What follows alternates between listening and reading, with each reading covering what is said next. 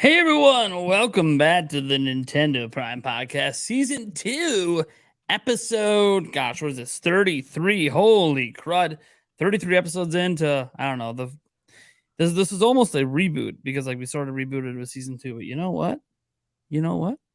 I'm happy to be here, because this podcast almost didn't happen, so shout out to Mike Odyssey and Yui coming through last moment to fill in. We're going to go around the room and basically introduce everyone and get into what we've been playing lately. Let's start with the nondescript profile picture. Yui, what's going on? Who are you, for starters? And what have you been playing? Hi, my name is Yui. I am a YouTuber, a cosplayer, and a streamer. And lately, I have been playing Hyperdimension Neptunia Rebirth 3 on Steam. Hell yeah. Well, that was another that would have been the shortest and quickest introduction to a guest in the history of the podcast. I don't know what else to say. You're a nice balance for Mr. Mike Odyssey, because he has like the longest intros and the longest outros. Speaking of guests, Mike, how's it going, buddy? Who are you? I don't know if anyone knows who you are anymore. I would like to introduce myself. My name is Mike Odyssey. From now on, I'll be talking with this accent because nobody knows me, so nobody knows what my real accent sounds like. And I've been playing Mario. That's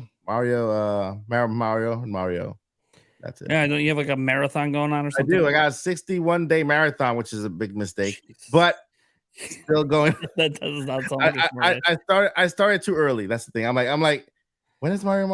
I started, and I'm like, wait, you're 65 days away.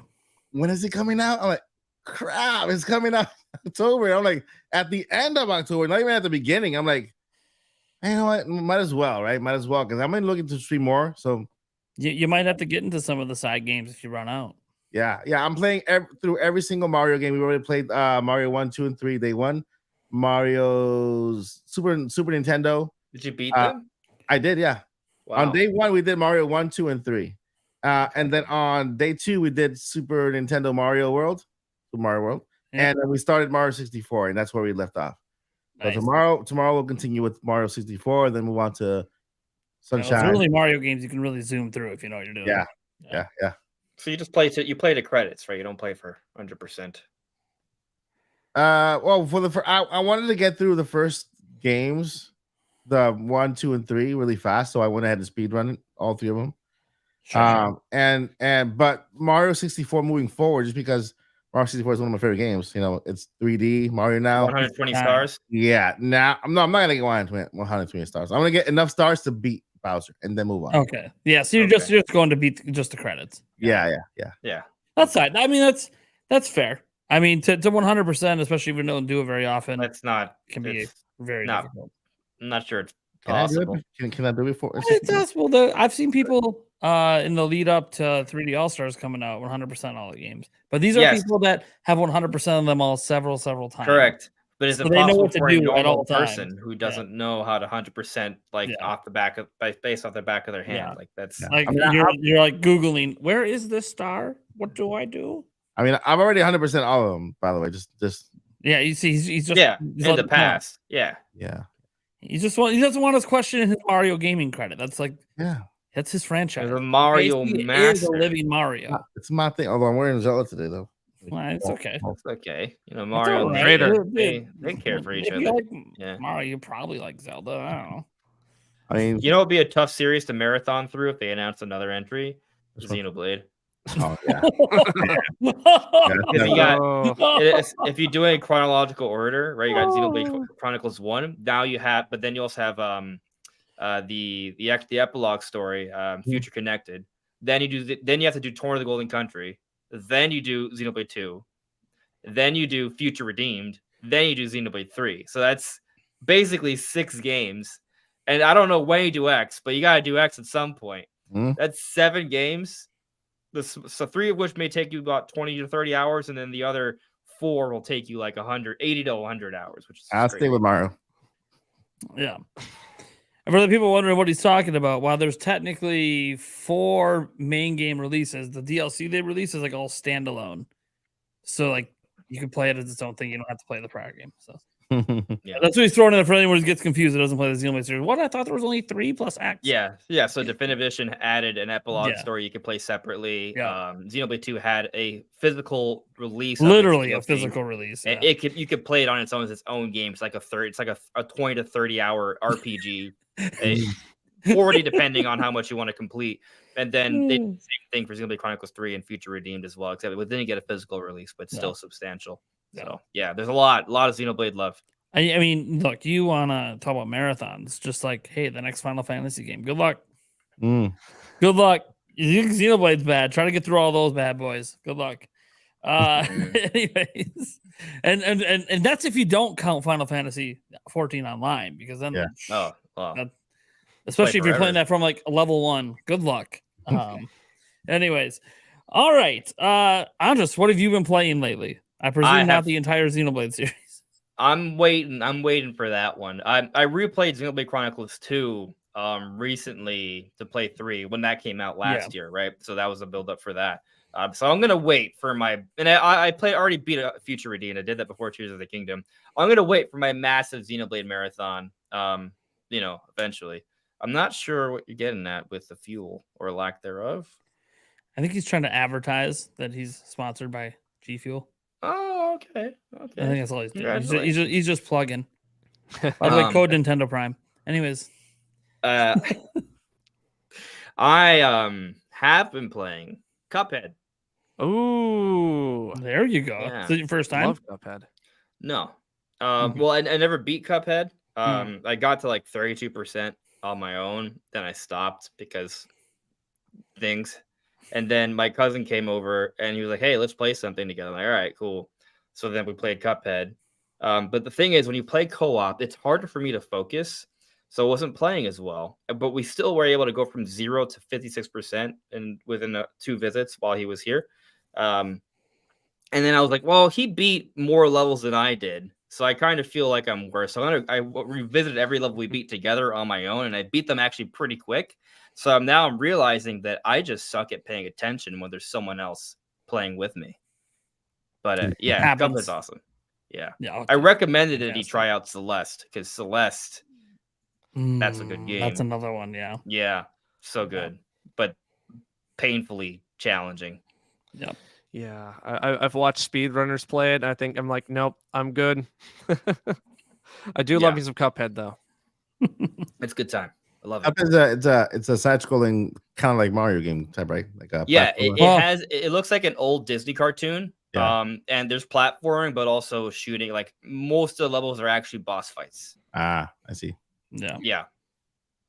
It's pretty difficult in its own right. So there's some later stages in that game that give me some nightmares, but it's really, really fun. It's really fun and really fulfilling, and a lot of people are excited. There's a reason they made a cartoon show out of it now, and like, it's really popular.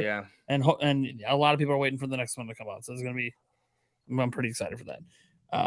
And I believe it is available on Switch, even though I beat it on Xbox. Pretty sure. Yeah, it is on Switch. I'd argue it's better on Switch because it's portable. There you go. And it plays just fine on Switch. Eric has it on Switch. So. Yeah, it's great on Switch. Yeah, it plays just fine. Switch. So. Yeah. All right. Cool. As for me, I'll be honest. I haven't played too much over the last week.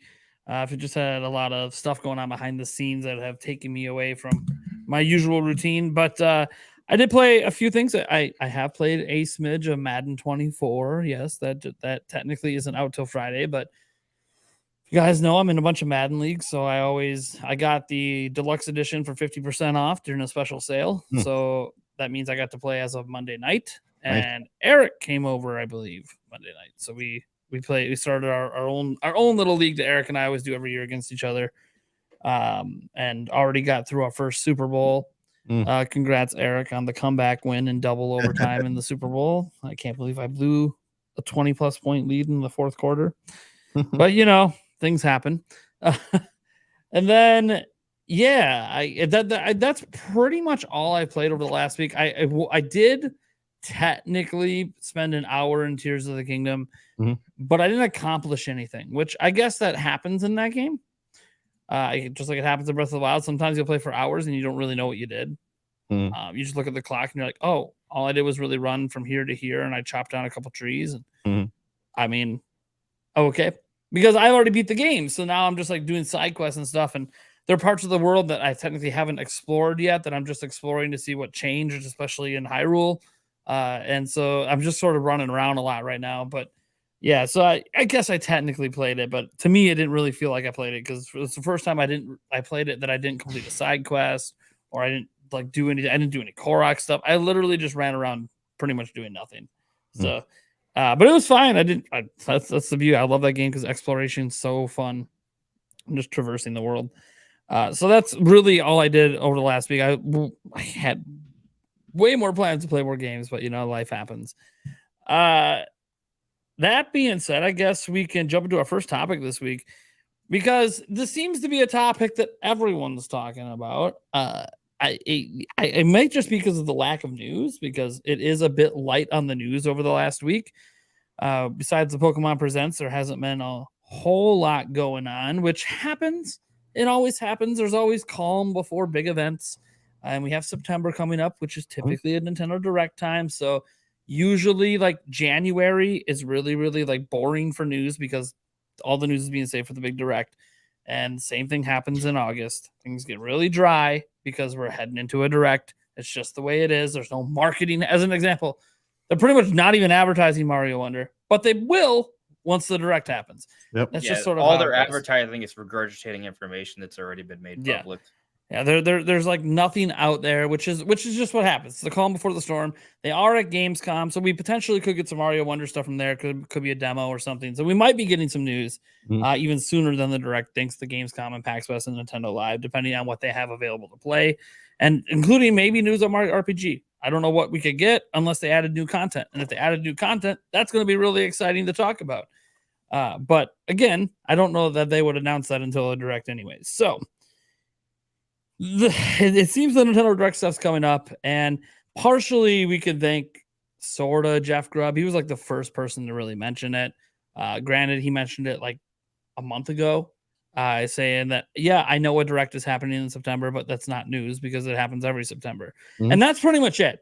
There hasn't been any other like person out there talking about it. So we don't have any like leaks, not even 4chan's dropping fake leaks right now.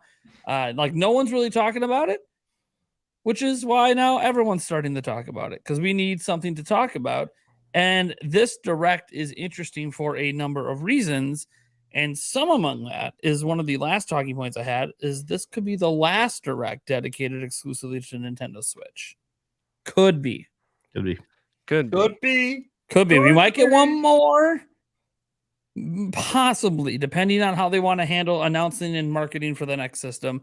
But even that Direct, if it does happen, could be a little bit lighter and dropping big name games if they're saving it for the console reveal if they haven't revealed it yet. But again, that's sort of next year's problem. We'll worry about next year when we get there. We're worrying about this year. We got our big Direct coming up. They got to advertise holiday titles. They got to, push a little more on what's happening in 2024. Maybe show more of the Peach game. So the first thing, though, is when the hell are they doing this damn Direct? Now, I'm on record saying September 6th. Happening right after Nintendo Live is done. Same here. Literally was going to say the same thing. Look at that. Is this a universal agreement? Yep. Or is that just going to be Andre middle of the month, like always? Yeah. So usually Directs happen in either the second full week or the third full week. Yeah. All right, so the 6th would put it in the first full week, right? Because there's a few days that is a full week is like every single day of that week is in that month, right? So the first few days of September, it coincides with August, right? So first full week would include the 6th. I have acknowledged that as a possibility. It's one of two options for me. It's either that or the week after on the 13th. Like I think it's happening on a Wednesday. So I got something for you. I actually was digging into this. They have a really big habit of dropping the Direct literally the same week as Tokyo Game Show and doing it the day before it starts, which would be the 20th, which isn't unheard of. That's a Wednesday. They usually do Wednesdays. That's fine. It's what they did in the past. And I was looking at it and I'm like, the 13th makes sense, right? It's you remove yourself a little bit. Pokemon DLC. Yeah. You got Pokemon stuff coming.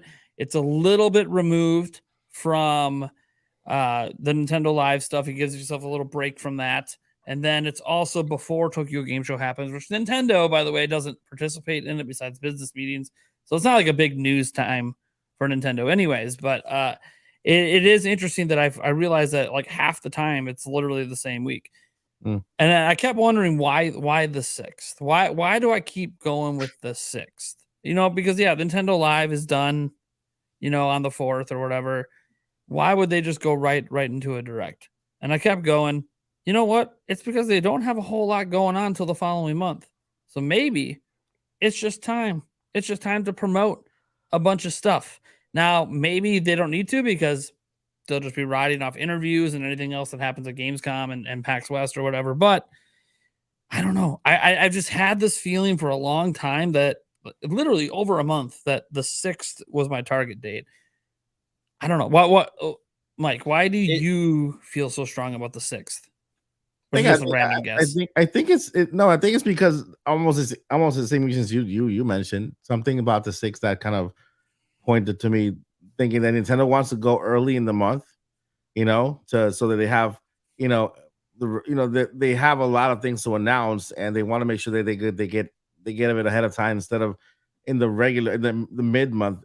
And just because this is not like every other year, we are in transition year. It's a transition year. It's like this is the last holiday. Think about it, for the Switch, the last holiday season for the Switch, or is it itself, right? Or is it? Right? Or is it? It's not announced yet. It's not announced yet. Or is it? Maybe not. I mean, I don't think it's gonna be likely. I would say highly likely based on dev kits being out there. The actual dev kits being out there is like the okay. Yeah, and even so, whether I think the Switch is still going to live alongside Switch 2 for maybe like a year or two, and still be selling out there, and still maybe an option, hopefully. But yeah, I just I put a tweet. I think it was like a month ago. So I put like a little fake kind of YouTube Nintendo Direct announcement on Twitter or X. And you zooted. Congratulations. I zooted. I zooted. The little announcement, and for the Pokemon Presents 2, I got that wrong, I guess. So I could probably get the other thing wrong too. Could have an Indie World coming up too. Yeah, just throwing that out there. But I think Nintendo has a lot to announce. I think they're gonna, you know, they have 40 minutes roughly of games coming in the first half of 2024. That's I think that's the announcement. I think it's gonna be on the 6th, and I think it's gonna be a good one. Yeah, I was curious why you guys thought the 6th. Yui, is there anything other reason why you think it's the 6th other than it just feels like a good time to do it early? I said it was a good time to do it early, as well as just the massive, like we were saying, the massive amount of games that are coming out. I keep talking to my friends about this, just like, oh my gosh, my wallet is going to cry in the upcoming months. You've got Mario Wonder, you've got Mario RPG remake, you've got allegedly the Sonic game, all these games and all this stuff coming out. I think it's a very good time to start talking about the software. But you know, if not the 6th, then it's the 13th. Then you know, it's sometime next month. You know, Sonic doesn't have a release date yet, right? Sonic doesn't have no release date for Sonic yet, right? Right, but allegedly it's sometime in October. But I thought it had a release date. I'll double check. The one thing I was thinking about when I made this prediction a while back is I don't know what it is. They haven't done this for other side-scrolling Mario games, but because this one feels like it might be a bit more in depth than our typical, I just feel like there might also need to be a little space in there to drop a Mario Direct. And I don't know that they're going to do it, but if they think this has a potential to be a 20 million seller, I can see them thinking, "Hey, let's just do it anyways." Yeah, I could see a Mario because Switch it's going to sell well. I can see a Switch OLED edition of the Mario for the holiday. Ooh. Don't do this to me, Mike. I don't need another Switch OLED. They're trying to get it out. They can drop a light. I'll take a custom light.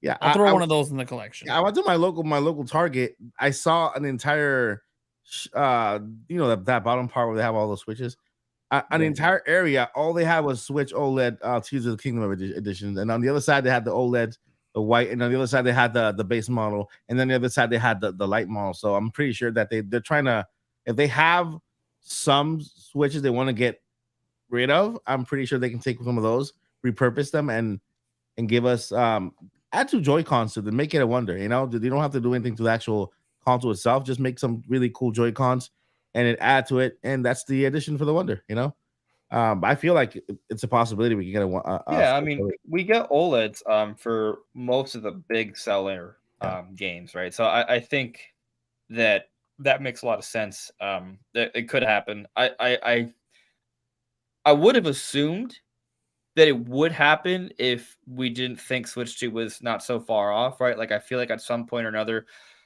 there may be a gap where we don't see any more like special editions. But I mean, if Switch 2 is like a second half, as long as there's like a 6-month gap, I feel like they can get away with a lot of special editions. Not to say that they can't be some shortly before. But yeah, I mean, I think there's a good chance of that. In terms of like the direct timing, I as I said, I think there's a great chance it could be on the 6th, but I also think there's an equally great chance it could be on the 13th. I like the idea of the 6th because if Metroid Prime 2 is getting shadow dropped, as has been the rumor hasn't said it's getting shadow dropped, but it's been said that it's coming out soon. So it's kind of like you connect the dots, right? If this is to happen, it would be weird to shadow drop it on the 13th because the Pokemon DLC also drops on the 13th. So, but of course, maybe they'll just do both because Nintendo had no problem releasing Prime Remastered in the same week as Kirby's Return to Dreamland Deluxe, right? So it's possible they could still happen the 13th, but the 6th, I definitely see that, and I'll also say that we need to get news soon because Mario Wonder does come out October 20th. It's a major game. They do need to talk about it. I don't know if there's gonna be a Mario Direct. I wasn't thinking that, but maybe. I will say this though. I think what we have to be aware of, well, we don't have to be, but I think something maybe we could be aware of is that there is probably going to be Mario Wonder news coming before the Direct.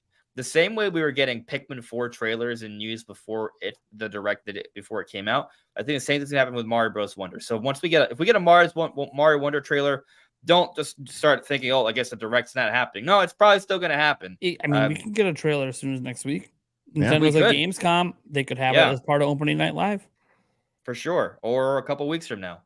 So it could be literally we had a new Pikmin 4 trailer like a week before the June Direct. So I think that news is coming. Nintendo definitely needs to detail this stuff, and I also think that Nintendo, they gotta tell us about next year. We don't have any specific release dates, and I was looking at how Nintendo's handled the last couple Directs, and when I took a look at them, it seems like we should maybe expect 4 major games to be discussed, either getting announced for sometime next year or more details on them with specific release dates, right? So we look at Luigi's. Do we have like a separate topic for potential predictions, or that's all part of this one?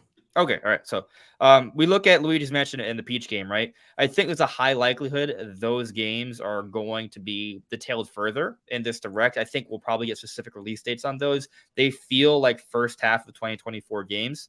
And I'm also thinking that assuming we get 4, as we did in the last 2 years for September Directs, there'll probably be 2 new Nintendo games announced for next year, or maybe Prime 4 is technically already announced, but if they detail that with the actual details, maybe give us more of a release window and one other game, that could be it. It might not even be Prime 4, because if Prime 4 is going to be a cross-gen title, they might wait until early next year to detail that with Switch 2. So it might be something else, maybe a couple other remasters.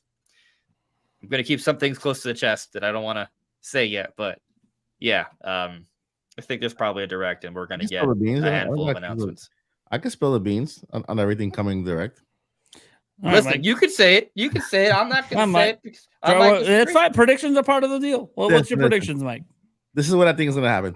2 and 3 dual pack Metroid Prime 4 announcement for the fall of 2024. They can say it because it's part of the Switch lineup anyway. It's going to be part of the Switch because it was announced for the Switch.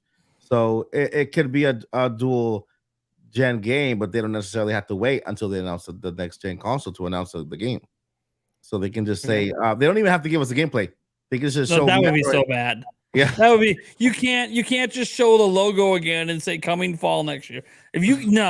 Can you imagine? Mike, Yeah. I'm vetoing this. They can't bring it up again without showing it. They What can't. I No. can't see is what we heard in the league, the fields, like maybe like a pan of the fields, so we can take kind of like a feel of what of how it looks, you know, and then I swear, if hear they just something. pan that art that they put up on their Twitter profile. Yeah. I'm just gonna look at what that is. Then it's Yeah. another 6 years until we see the Yeah. actual gameplay. Yeah. I do wonder why they didn't show Prime 4 when they revealed Prime Remastered. And it could be one because they want to save it for when they show off Switch 2. But it also could be as simple as they had an idea that Prime 4 is a second half of 2024 title. So they just didn't want to show it off like, you know, more than a year and a half in advance. But now there's a September Direct as opposed to February Direct. Mhm. If it's a holiday release or sometime the second half, you know, it's maybe within 14 to 15, you know, within 12 to 15 months from now, right? So maybe now is a good time to do it. It's not too far off, but I'm not assuming that. I'm prepared for it to not be shown off until sometime early next year. I will dress like Prince. Well, we already have Princess Peach thing out there, right? I will dress like Donkey Kong if we don't get a Metro Prime 4 announcement. What is it? Do you have an obsession with cosplay? I kind of do, probably. I don't know why. I feel like every bet you make is about dressing up. Anyway, but I'm sure we're probably gonna get Metro Prime 4. I think we're gonna get more Mario Wonder because I feel like there's more, like you said, there's more than Mario Wonder to know. There's more power-ups out there than just the elephant. I think that's just one of them, and it's the most surprising one. I think somebody put one a hippo for who was it? That was hilarious. Like a hippo for Peach. For Peach, that was just hilarious. I think that was the Nintendo Land. But it wasn't. But I think that's not real though. It's just like he just. No, like, it's not. It's not. Yeah. It's a render. There He are was those making purple predictions, hippos. yeah. So I think maybe. they're all gonna be elephants though. I think they're all gonna be elephants. I think it was confirmed that only Mario's going to be the elephant. Like And not everyone's going to be. It was not confirmed. It's just speculated. Yeah. I Because hope Based not. on wording on their website. I sincerely hope it's just Mario. yeah. I want to see Elephant Peach. Yeah, I mean, All right. we're getting transformations. did- I agree with that. Oh yeah, you no, ever we're, get- we're We'll definitely see. getting Yeah, crazy zonky transformations. But yes, I would be just happy if it was just Mario that was the elephant. yeah. Like, they could all be elephants. I'm cool with So it. he But could be the I'm not- elephant Like in a the room. giraffe Peach or it something. would just Yeah. it would be cool if it was a unique powered up item, like the characters have a little bit of unique move sets. It would be kind of Yeah. neat. But also, I always remind myself, well, all the other power up items, they just get the same powers. So I mean, Mhm. maybe maybe Elephant Mario is just the beginning, and there's like a whole line of animals they all can become. What if Donkey Kong is one of the playable characters? That'd be a surprise. Playing off the Mario movie. I swear, if that's a playable character, and then this is the DK game. No, Right. But I could see them introducing him if it's like meant as cross promotion for a DK game. Or yeah, Yeah. who knows? yeah. All right, Mike. What else you got for predictions, or is that it? So Pretty- I got release dates for the Princess Peach game and the Luigi game. I think they're both coming in January and February. I think we're Okay. getting Shadow Drop 2 and 3 Metroid. I think Zelda games ports in March, not this year. What else? I have my predictions list around here. Yeah. Somewhere. So I did put Switch 2 in my video, but that was just like for fun, just to get people riled up. And I did. I did. Little clickbait. I got some people riled up. But it was fun. It was a fun video. Do you think the Switch 2 is getting announced? No. I saw your predictions. I personally don't think the Switch 2 is getting announced. So that was more of a fun. Yeah, it was Like, fun. It was clickbait. It was really fun to do. The entire video was my wish list. It wasn't like a news video or Right. it was like a wish list video. Yeah, it was a dream scenario. And I wanted to have an opportunity to show that trailer, which is pretty cool. That you know, yeah, I saw that. I was like, oh, that's a cool thing. yeah, Yep. that was a really cool trailer. So I Yeah. just wanted to put it in there. It's more Yep. believable than the Yeah. other Switch leaks. Yeah, my Especially more believable pick was 1,000 Year Door port, right? Yeah, that makes sense. for next year, not for this year. Because I think Yeah. Nintendo still needs to fill out the first 6 months of the year. They need to fill it up with Nintendo Switch games, right? So if we count Mario, I mean we count the ones that are already announced, Peach and Luigi's Mansion, then that's already I think they deserve a month each, right? A Metroid game, Shadow Drop, but then we get Thousand Year Door. That's another month. Yeah.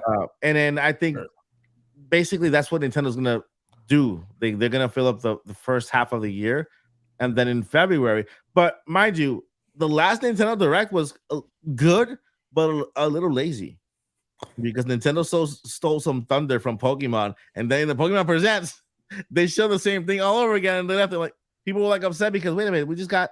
To be fair, I don't know that Detective Pikachu 2 stole much thunder. I'm sorry. Proper name, Detective Pikachu Returns, because everyone's reaction is, what the hell is this thing? Thunder. I mean, they were new trailers, right? Yeah. But wasn't that like the first time you see a lot of it was the first time they've announced a brand new Pokemon game in a direct. Yes. And a general direct, Well, they had that space to fill with nothing else to show because we had a Pokemon Presents coming up, you know? Right. And they could have teased next year's game. Yeah. They could have. They chose not to. But they could have. No, they all they would have to do is just drop a logo. They wouldn't even have to. Right. I'm just the Pokemon's very, very like predictable in terms of their release schedule and announcements. They always announce the new game in the beginning. Of the year. February. February times when you get the new. Very predictable. Yeah. That's what made it so shocking that we got something at the June. Not only is it in a direct, you're announcing it now for this year. Yeah. Wait, what? Got everyone off guard. Yeah. And then the you see it, purple and you're logo like, thing. oh, okay, it's a 3DS game up-resed. Got it. Yeah. I'm gonna go far. I'm gonna go far. Sure, okay? I know you always have even more further beyond. These predictions are called the Mike wish list. Is what even further beyond. You know, my wish lists are always out there. You know, and they are wish lists. They're not like predictions. But in a prediction segment. Yeah. I'm gonna say GameCube coming to NSO with 5 games, and these games that are coming to GameCube NSO are games that normally will not get a remaster. They're just games that Nintendo don't think, you know, like Smash Bros. Melee. Is that ever gonna get remastered with Smash Bros. Ultimate? You know, Mario Kart Double Dash. Double Dash is never gonna get a remaster with Mario Kart 8 Deluxe. That we're not even gonna get a Mario Kart 9 with that game out there.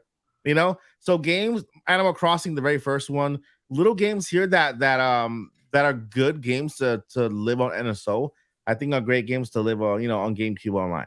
So that's my first thing. And then Nintendo for the base model, the Game Boy SP. That's the one we're missing from there, right? Game Boy SP is the one that follows Game Boy Advance. Well, SP is the same thing as Advance. Yeah.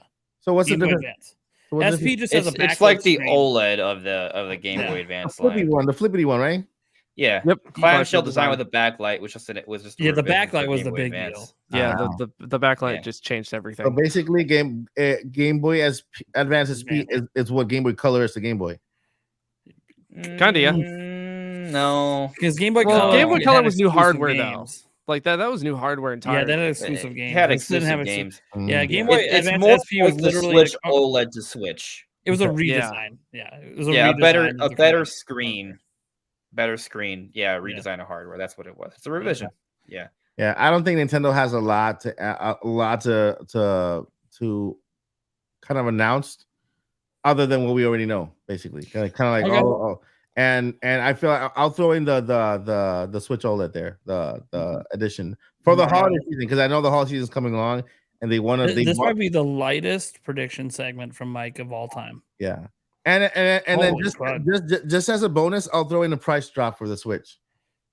Well, I mean, that would be big on its own. Yeah, people. The funny thing is, a lot of the people I see that would be excited by it are people who already own it. So it's like, what are you excited about? You already have one. Anyways, Yui, you got some predictions for this direct? Oh yeah, absolutely. No, I'm with you on. We're gonna get some more Mario Wonder over the next few weeks. I think Direct's gonna kick it off, and then we're gonna kind of just get gradually more trailers and more teasers as to what to expect from this new game. I also expect to hear maybe a little bit more about that Princess Peach game, maybe a little bit about Luigi's Mansion Dark Moon, Nintendo, NSO, Switch Online, the virtual console thing they have. A few more titles for that. That's always appealing. I still don't have the Plus, but it's definitely tempting me each and every direct. And then probably some more third-party ports. I know we just got Ghost Trick recently. That was super exciting. And then we've got the Ace Attorney second trilogy coming up.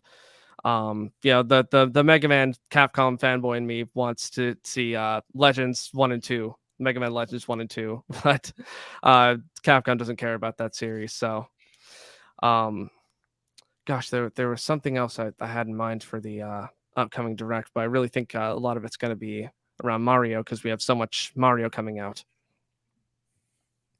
Okay. Can I throw in? Because you reminded me of third parties. All I mentioned was like just first party games. Yeah. Oh yeah. Hollow Knight Silk Song is another game that's supposed to come out. Now you're getting people's hopes up. Every direct, every Indie World, every this event. list is Monday Night Live next week. Let's go. Hollow Knight Silk Song release date. And then Genshin Impact, which I heard developers were upset because you're comparing to Breath of the Wild. Come grow up. Relax. Imagine if I don't know. that They was should have announced took that during as a a compliment. Like they should have took that as a compliment. I understand that people meant it as an insult when they said it, but that's before we saw all the gameplay, and then the gameplay clearly showed that this game's significantly different. It's got nothing to do. It's just an art style thing, and yet the art style is gorgeous. So what's the problem? Take it as a compliment. Yeah, you're both using a somewhat similar art style, but then you're not because you're all full anime, and Nintendo's characters aren't full anime. So what? And honestly, sort of is just its own thing. Nintendo doesn't own that art style. So exactly. Yeah. No, it's like they're using the Genshin Impact's using a very commonly used anime style. Where do you think Breath of the Wild and Tears of the Kingdom got the inspiration from? Animes. They just don't go all the way with it because that's not what the series is. Exactly. Yeah. When Breath of the Wild got showed, everyone was comparing it to Studio Ghibli. Yep. Yeah, But it's like everything takes inspiration from others, but the gameplay of Genshin Impact's nothing. So like I don't know why they were. I think they were just mad that people online were accusing them of stealing when they're like, no. By the way, for those that want to watch the Zelda movie, watch Princess Mononoke. It's basically it has a lot. There's a lot of elements in both Breath of the Wild and Tears of the Kingdom. When you watch this movie, be like, oh my god, that's Calamity Ganon. Oh my god, that's Link. Right? Like you gotta watch it. It's such a good great movie. Yeah, very good. I do want to say, as wish listy as Mike Odyssey's predictions are, I do feel that there's a lot of truth in it. I think you're on the right track. That's throwing me off. Is everything okay over there? Do you have a studio audience? The cheering is really Mike, is that the cheering that came with the Rodecaster? This is the dude. I need to talk to you. All my audio files since a lightning storm vanished for the audio for the Rodecaster. Even when I can send them, I backed them all to the computer, so I'll send them to you later. Yeah, so because all I know is my Stream Deck ones, and they're not as good. Yeah, and they don't come through. Cheering and Steam Decks aside, I think you know what you stop. No, I'm just kidding. Go on. All right. Well, I could leave. There's a leave studio button right here. That's the one button that somehow stayed. Yeah. Yeah. So all I was gonna say is that I think the remasters, the focus on remasters makes a lot of sense. I do think kind of focusing on how this, like, I think the challenge for Nintendo is to come up with a quality lineup and to have to kind of bridge the gap between Switch and Switch 2, but do it in a way where, like, they cannot come out with too many super high profile games, because why aren't you saving that for your next system, right? Yeah. So there's a little bit of a balance there, but also you don't want to just put out just like easy cash grabs either, right? Like, so I think that it's a challenge, which is why that Peach game being an original title, I think that's a valuable game to put into their lineup.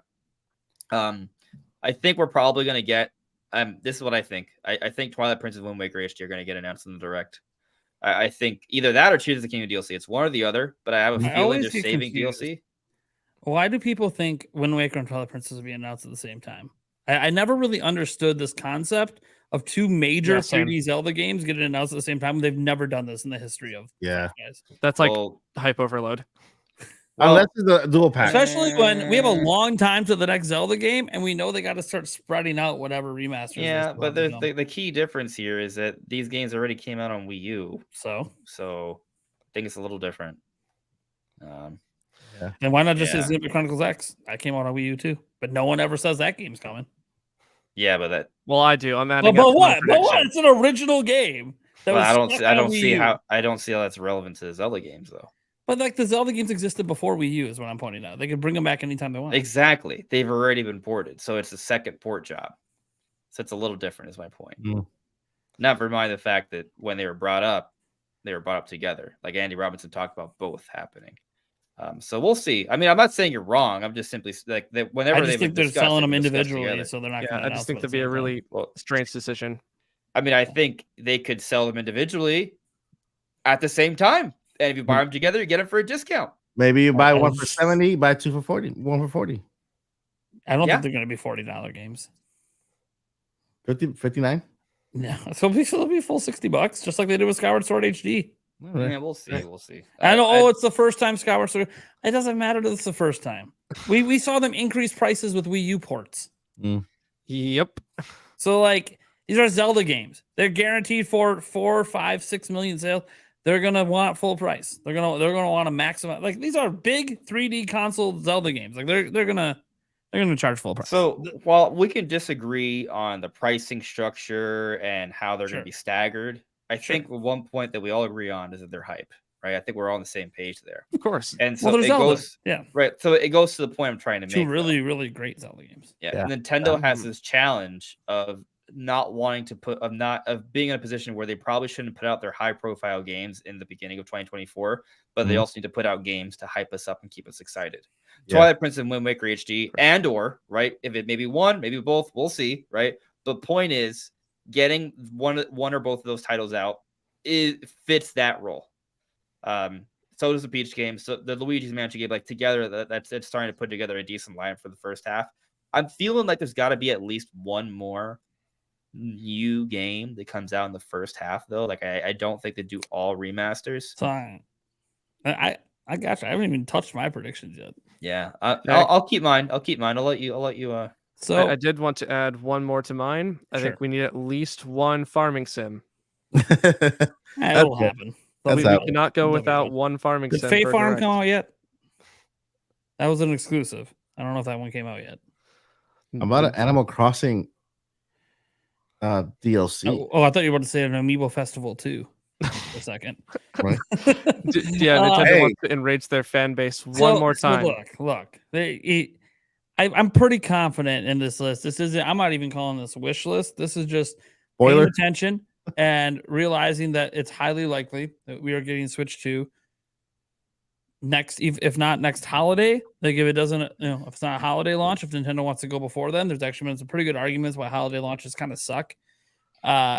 For various reasons, and because there could be a PlayStation 5 Pro coming around at the time, and Nintendo likes their own window, and Yeah. they proved with Switch with their own window that hey, we can do it. We'll just bring the bangers, and people are going to buy it. So I kind of feel like it's going to be sort of an end of summer, beginning of fall, like a September launch.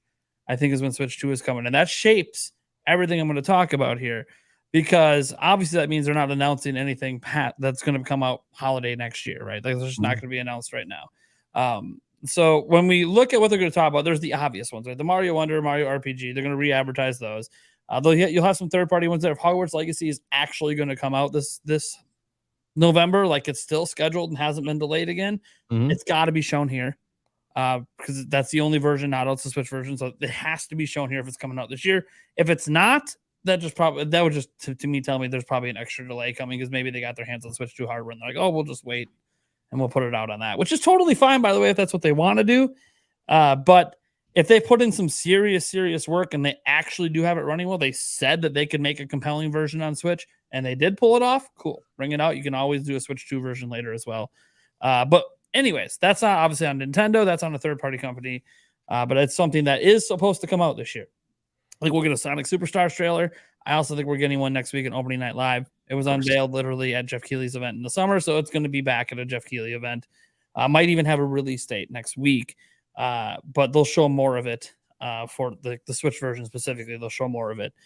And then I kept thinking about what else Nintendo's going to show. I think they're going to show more of the Peach game and the Luigi's game, Luigi's Mansion game, and they'll probably have release dates for those. It feels like to me the Luigi's Mansion game isn't as far along.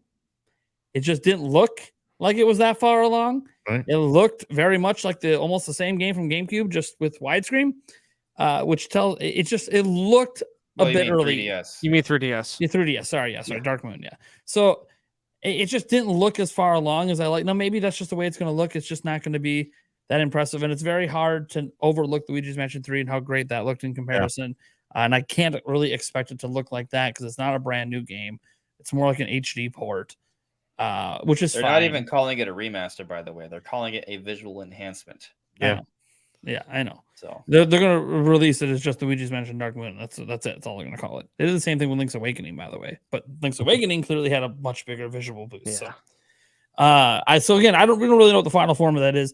I just kind of got the feeling that game's not really quite ready, and is going to be a little bit later in the year. We're not talking like, oh, it's coming out holiday or something. No, I think it's more like a April or May game rather than a January game. And still first half, though. Still first half. Well, of course. And I'm going to get to why everything's almost going to be first half for a pretty obvious reason when the Switch 2 coming out in September. That's why I'm prefacing all of this, because there's a lead up that Nintendo's building here. And then I'm just going to throw this out here. They're ending the direct with Metroid Prime 4, just the way it is. That is their big thing to end it with. And the reason that it's a big thing to end it with is because I think they're going to actually announce a bunch of remasters in here. And people are going to be like excited for them, excited for the remasters, because that's what they're going to fill the slate out. By the way, Emily Rogers told us last year that's how they're filling out the slate. And so far this year, we've already gotten 3. Might have a 4th shadow dropping with Metroid Prime 2. Pikmin 1, Pikmin 2, and Metroid Prime Remaster.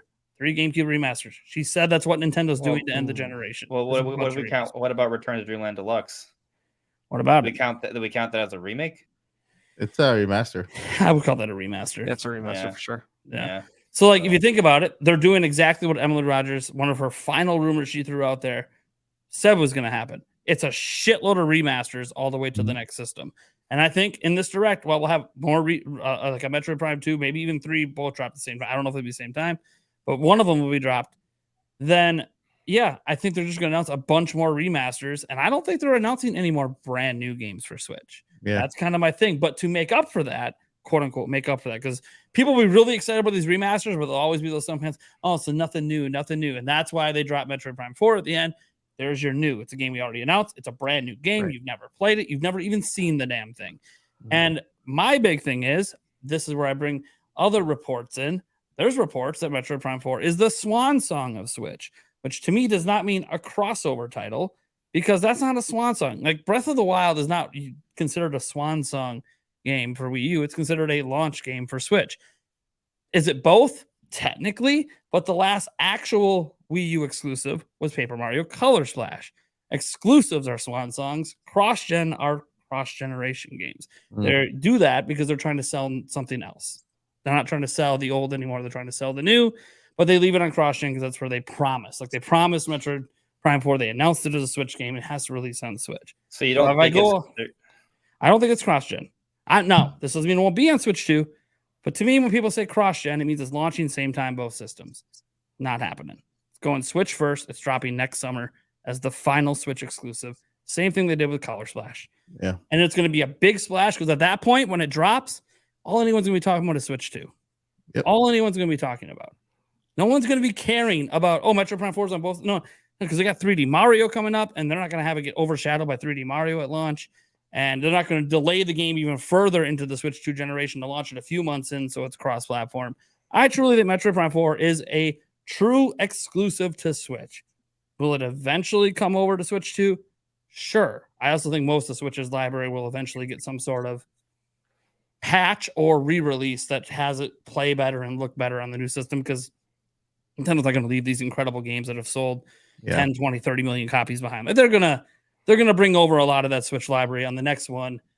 Maybe as sort of the way they did with Wii U to sort of fill in some gaps in between releases, which it feels weird if it has backwards compatibility, something we'll get into in a moment, but also could offer something fresh by including all DLC and also 4K up-resing and whatever.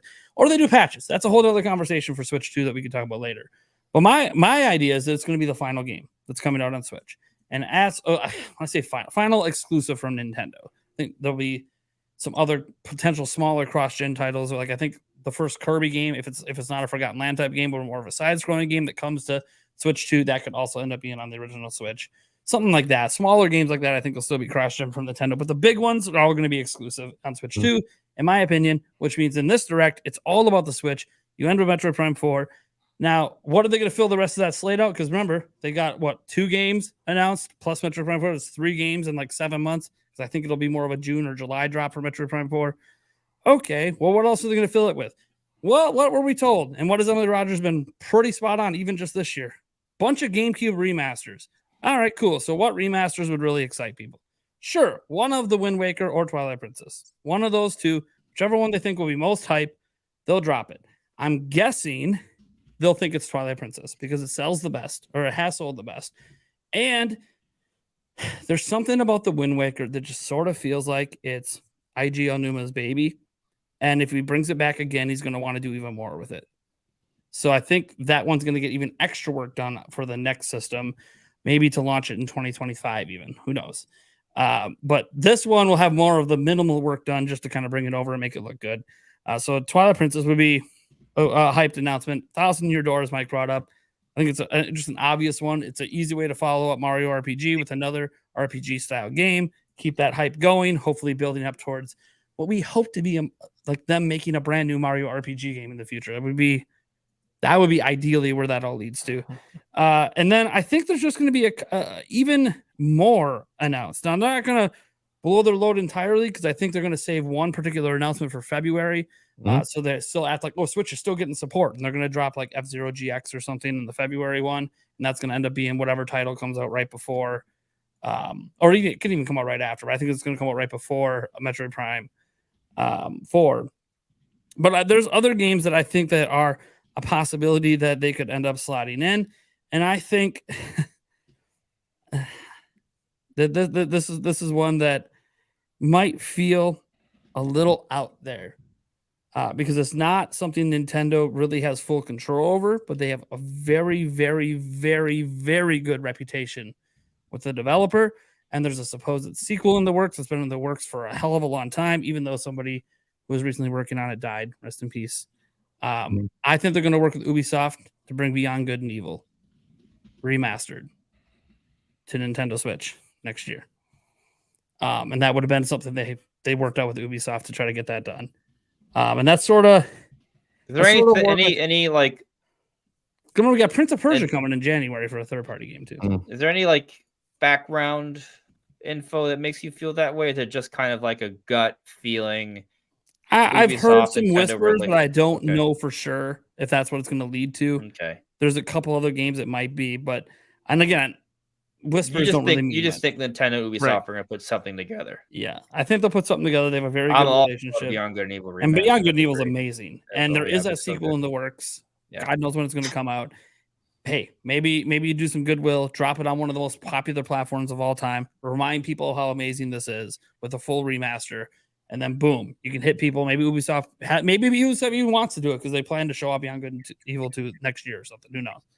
I think that would be good. There's a lot of other GameCube remasters they can do. There's so many great GameCube remasters, or so many good GameCube games.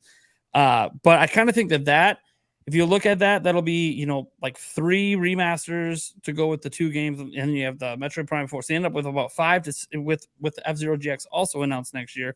That's 6 games to drop in what I feel is a 7-month period. I think, and that's not counting third-party games, because I'm going to feel like Beyond Good and Evil will be treated, because it originally launched on GameCube, it'll be treated as a big deal because it'll be the only version coming out will be exclusively on Switch at that time. It'll be later ported to other systems, but I think it'll be a timed exclusive. That's why I think they're working together. And I think that's a really good slate. Like, yeah, it's not a lot of new. It's only technically no new. It's just the 2 new games are Peach and Metroid Prime, which are both games that are already announced. Mhm. But I also think that that's exactly what they're doing. Emily Rogers said they're going to be pushing tons of GameCube remasters. Makes a lot of sense. I do not think there'll be any GameCube announcement for NSO. Not saying GameCube will never be on NSO. I think that is more of a Switch 2 exclusive edition. Like you're only going to get that on the next system. I don't think it's going to be the first time. When the system comes out, they're not going to worry about it, but the following year. But I get this strong feeling that a lineup, if it's not this lineup, it's something very similar. Is sort of how they're going to send Switch out. And most of us are going to look back on this, if you're hardcore Nintendo fans, and go, that was a sick way to end the system. If you're new, a lot of these games you've probably never played before. So it's going to feel like all brand new games all the way to the end. So I think you kind of hit on both sides of the coin.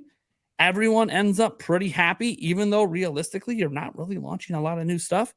And people will be like, man, that's a lot of games coming when you just dropped that Switch 2 announcement. And look at all these games you just promised for that system. And look at how are you doing all this game production? Well, a bunch of it's just remasters, but that's okay. So are you thinking there's going to be more of a clean break once Switch 2 comes out then? Nintendo's always done a clean break. So I think it's going to be a clean break. I know we've had quote unquote crossover games, like Wii U was canceled. GameCube was dead. If you count home consoles, yes, but the Switch is a hybrid, right? So if you count the 3DS, it's not a clean break. Well, no. See, it is sort of a clean break because when you look at Nintendo's own personal output, they hard switched. They would have a few sparing titles, smaller ones that didn't sell really well. Pokemon's the outlier. Next year's Pokemon game's going on Switch. Like there's going to be a Pokemon game next year. It's going to be on Switch. But I don't think people will feel like it's the swan song because I think it's going to be exclusive. I don't think they're going to actually make a Switch 2 version of it. I think they're just going to say it's backwards compatible and just run, so you can just play it. It'll run a little bit better on Switch. Yeah, who knows? Like if it's unlocked frame rates, maybe it's a little better or something. But it's not going to be built specifically for Switch 2. This is just a Pokemon company. They always wait at least a year or two for the generation to get more installs. But that's the Pokemon company who always does their own things. I'm just looking at it more from Nintendo's perspective.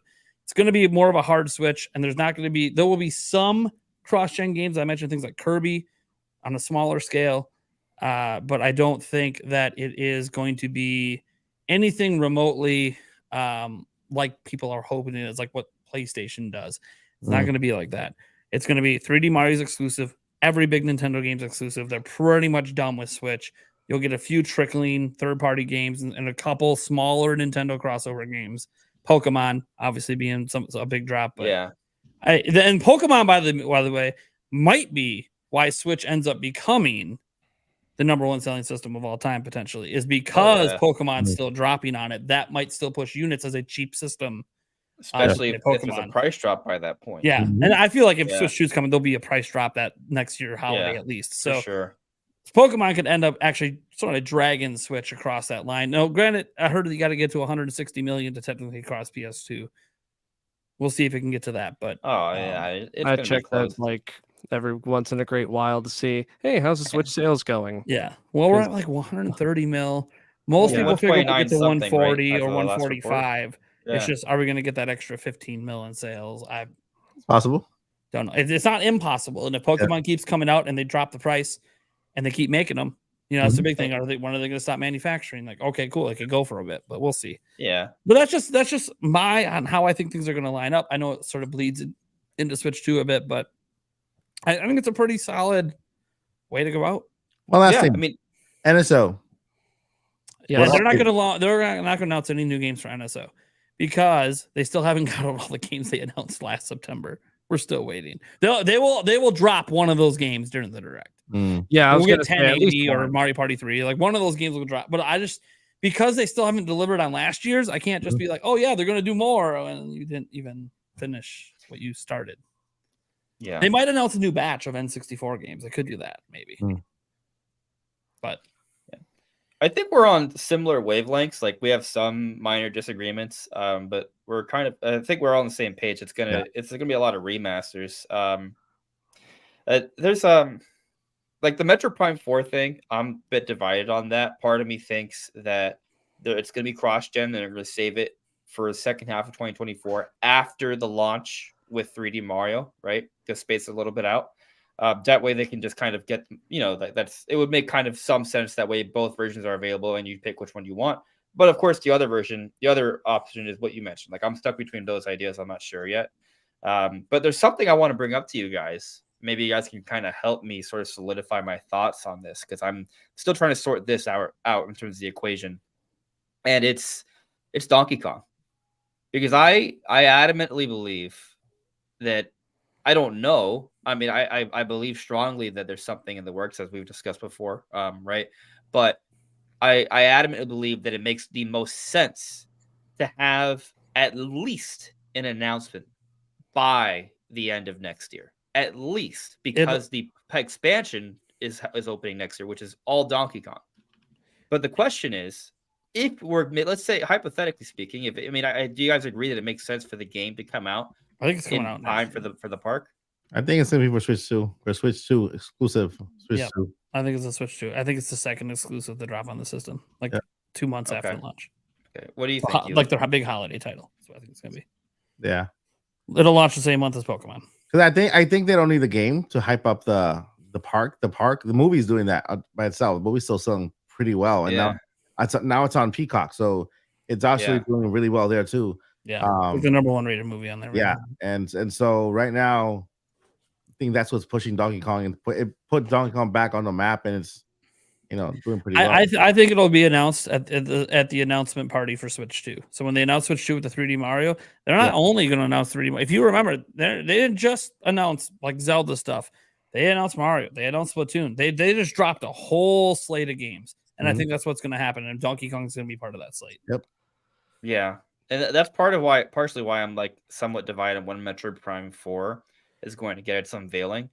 I think it's either happening this September Direct or it's happening in a Switch 2 announcement presentation of some kind next year. September. Huh? I'm Team September. The final it's happening. I'm actually glad you said that because that's the month that I think makes it'll be what makes people that are a little wary on the remasters. Yeah. Like, but then we got this. Yeah. Make people that are happy with the remasters everyone will just be happy. It'll just be a happy end to a Direct. Yeah, but do you know when I think the announcement event's going to happen? For the Switch 2? Yeah. I don't know. First half. We're going to get to that in the next topic, I think. But that's okay. Yeah. So I should hold back what I'm going to say then. But on the Metroid Prime 4, I think it's going to be announced this year with a season. Fall of. I was going to say. Hoping. Yeah, I was going to say. They were announced as summer 2020. Yeah, that's what I mean. Like, they won't give us the release date till next year, but it'll be summer. Is what I figured they'd say.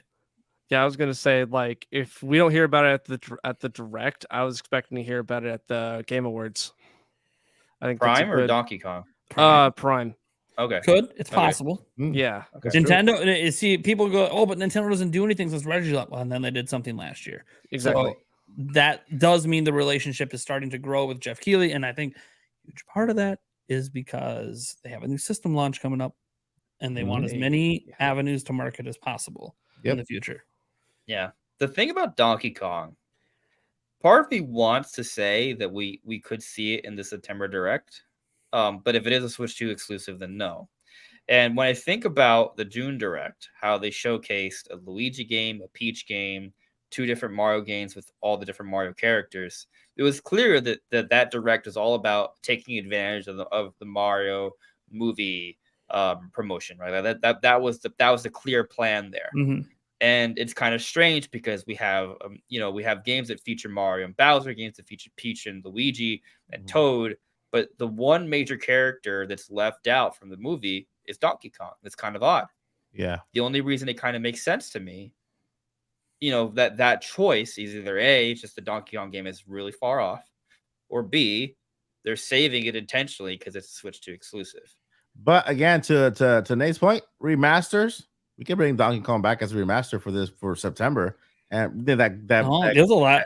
Congo one, Bong D. Oh God, the DK Bongos.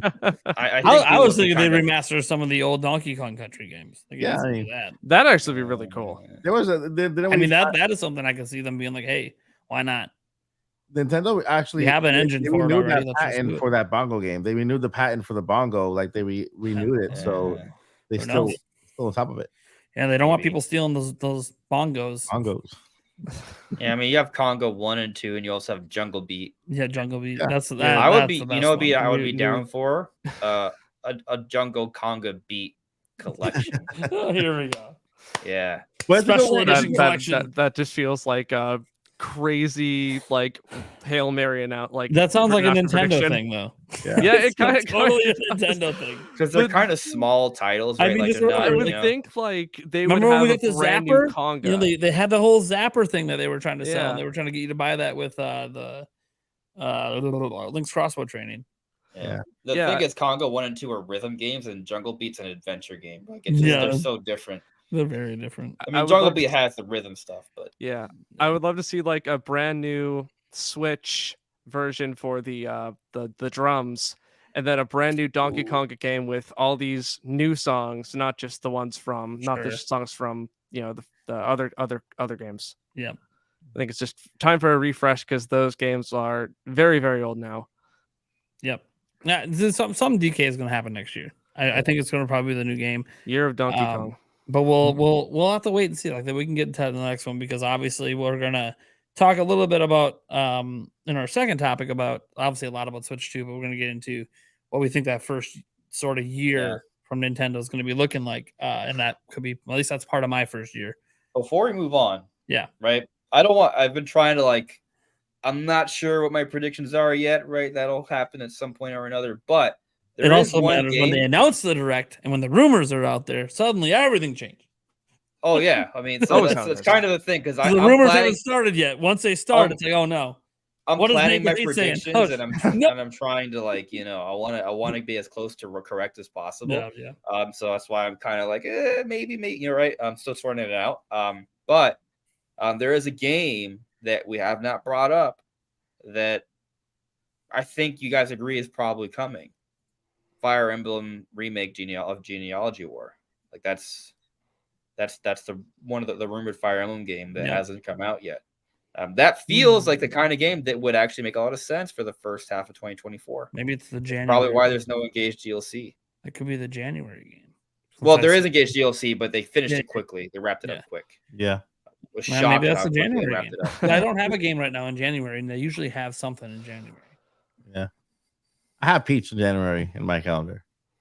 Yeah. Peach. Yeah, I think a Peach game might be in March, but I was thinking more March for Well, who Peach. knows? Peach. We just have to see more of it. But it looks interesting, so we'll see. I mean, I think we're going to see more of it. Clearly, they might even launch the whole direct with it. Who knows? Oh, it'd be crazy if Xenoblade X gets announced for the first half of 2024. The game. This has just said no one ever talks about that game coming, and Man, it's just sitting there. You really It's want to go out with sitting a there. bang, Yeah, though, it's right? there. Like you got Yeah, it's like- a bang. It's a bang for you. It's One not- of the few reasons to even have Twilight a Wii Princess U would be anymore. a much more hype announcement. I think, just in terms, not because I'm a Well- Zelda guy, just in terms of popularity. Oh, I'm not saying Right. Why can't we have both? They're We can. completely Hey, she different didn't say how- games, Emily Rogers didn't specify how many remasters we have coming. Let's just get them all. right? Yeah, Let's well, get them all. Who says mean- Metroid Prime needs its own month? We can drop other remasters in there. It doesn't replace They a new literally game. did that in February. They gave us two. They gave Yeah. us Prime Remastered and Kirby's Return to Dream Deluxe in the Let's same do it. damn week. Let's Like, do it. So that's Come it. I don't expect that to be the norm. You I know also what? One think- franchise that I am curious that they could Yeah. announce a new Kirby game. There's something Kirby every year. Mhm. I could see them announcing a new Kirby game. a for new next Kirby year. game, but I think they're saving the sequel to Forgotten Land. Oh, Forgotten like, Lands. next The week. sequel to that's going on the next system, Yeah, for Yeah. sure. or sure. whatever 3D, whatever they do next with 3D. Yeah. Kirby. Oh, what That's if they totally remaster next system. Kirby's Air Ride? Oh be man, there sick. goes my free time. That'd be Yeah. sick. Yeah. That'd They be could so have. much They fun. could finally rework Star Fox Zero and bring it over. Technically, they could. Yeah. Dude, It's like the one game I don't want to be Technically. remastered, but I would love it if they Star brought Fox Adventure? Star Fox Guard. Oh, I was gonna say Star Fox Adventure remastered. I'd be all over that. Well, I love mean, Star Fox Adventure, I would be all over that too. I'd be all over Assault. Such a good game. Yeah, both are. Very but- underrated. Something I'm going to say though, not all these have to fit in the first half, right? Like you look at Yeah. how Nintendo handled the 3DS for 2 straight years, they just had a whole bunch of remasters in Pokemon. and Oh Disney yeah. Watch. There's gonna be, that was as I it. said, Nintendo will still have some stuff come out. It's just gonna be like smaller Yeah. in scale. It's just something. Well, that, I'm just saying Xenoblade X, right? Especially if the system is is backwards compatible. Any remaster that comes out for Switch will still be also on Switch too. Like Xenoblade X has expanded opportunity to make it. Maybe Kirby's Air Ride. I don't know, Paper Mario game. Like there's a lot of things. I think you just made Nish Quick Pop's brain explode. Just throwing that out there. he can't help. He'll just talk about Xenoblade all day. Yeah, because then I think a Kid Icarus Rising re-release. I'm surprised. One, surprised that hasn't happened yet, and two, I think it's a little too late to have that happen. Absolutely, yeah. Yeah, Yeah. Sakurai Maybe deconfirmed it, which broke my heart. I'm hoping it's a little bit of a psych out, but a fake out. But he basically said he wants it to happen. I think they're trying to make it happen, but I don't know if it's happening yet. So I don't know. Yeah, I would expect on the next system maybe. Probably. Yeah. Game desperately needs it. I want it as soon as possible. So before we're about to transition to the next topic, guys, which is Nintendo Switch 2, I just wanted to put a note out there because Eric keeps reminding me, and he just reminded me again, to let you guys know why Eric hasn't been on the show the last couple of weeks. Today he had to bury his grandma. So he's been dealing with literally like the day of the podcast last week it happened. So he just wanted me to bring that up. I think in large part because he's just going through it and wants you guys to know because you guys are like part of the whole family here. And then on top of that, also so people just don't start badgering him about it when he's back, asking him, where have you been? Where have you been? Where have you been? Because like it's not something he's really going to want to talk about. Yeah. It was not Cancun. My condolences to him. Yeah. So he was at the funeral today and all that. And he's doing okay. I said he hung out with me on Monday. Okay. Being the good friend, but yeah, that's just what he keeps reminding me to bring it up. So probably because he doesn't want it brought up when he comes back. Okay. All right. That being said, getting into more, I guess, happier talk. Nintendo Switch 2. The topic the never-ending topic, as I noted. It just doesn't go anywhere. It doesn't stop, even though we had absolutely zero new rumors, although I have it on good authority. Next week, it's going to be a topic again, and I already know why, but I can't talk about it. So I have to wait till Sunday. So you're telling anyways, me I could technically Saturday night, but it'll be Sunday. You're telling me all these years that leaks have said this time for sure, guys. This time for sure, we get the Nintendo Switch Pro. This is real, guys. Yeah, it's all been fake. I'm flabbergasted. Oh, a Pro is real. It just sucked. I got canceled. That's all. Anyways, so we have a bunch of ways to go with this. I put a bunch of different talking points, and I think the first thing I want to start with is, what are like some of the biggest things that we actually want to see changed or improved compared to Nintendo Switch? It's something we don't actually talk about that often. We're always talking about, when's it coming? When are they going to announce it? Blah, blah, blah. But okay, what do we actually want changed that isn't just, we want more power? All right. Yeah, that's obvious. Give us themes, you cowards. Does what? All right, Andres Rizzo has his hand raised. You can start. I don't disagree with what Yui said. He had to scream it out. Give it to me, no! I think that is a fair and accurate and calculated statement. So, you're totally spot on there. But I should probably mark this. I forgot that I can mark things on the back end of YouTube. So I can be like, hey, that's the beginning of topic 2. All right, yeah, going on. That helps. People always ask me for timestamps, and I never put them in. And I keep forgetting. I have an easy way. My thing that I really want to change that would literally make my quality of life better when playing with Switch, or in this case, Switch 2, is just more ergonomic Joy-Cons or controllers. The Pro controller is totally almost perfect, but the Joy-Cons are not. There's still a lot of room for improvement. Holding the Switch portable mode for long durations is just not comfortable. I would love it if they were to rework that, make it comfortable. That would literally actually make my experience with Switch 2 a lot better, because I would play in portable mode way more often, especially if the rumors are true and it's an 8-inch LCD, which I think is going to be 1080p and maybe an actually better LCD. So it's not that much worse than the OLED. Like, that would be actually like a really nice experience. So that's what I'm pulling for. Also, put an audio jack in the damn Pro controller so we can put our headphones in, not just the Switch itself, but all the other controllers. Yeah, I think that would make our lives a lot better. Okay. Yui, what do you got? I stand by what I said. I feel themes were a painfully missed opportunity, considering there's an entire menu dedicated to it. Mhm. And the 3DS had them, and surprised that the Switch never had them, but I digress. I'd love to see something like Street Pass, so people have the fun little puzzles and stuff like that, because that used to be, I go to conventions all the time, that's always been a really fun thing. And yeah, you could bring your Switch to a con, but it's just like you're gonna go back to your hotel room or sit in the hall and play it, and maybe go to the game room. But other things, obviously, just improve the Joy-Cons, because obviously we all know about the problem with drift. And I mean, what else?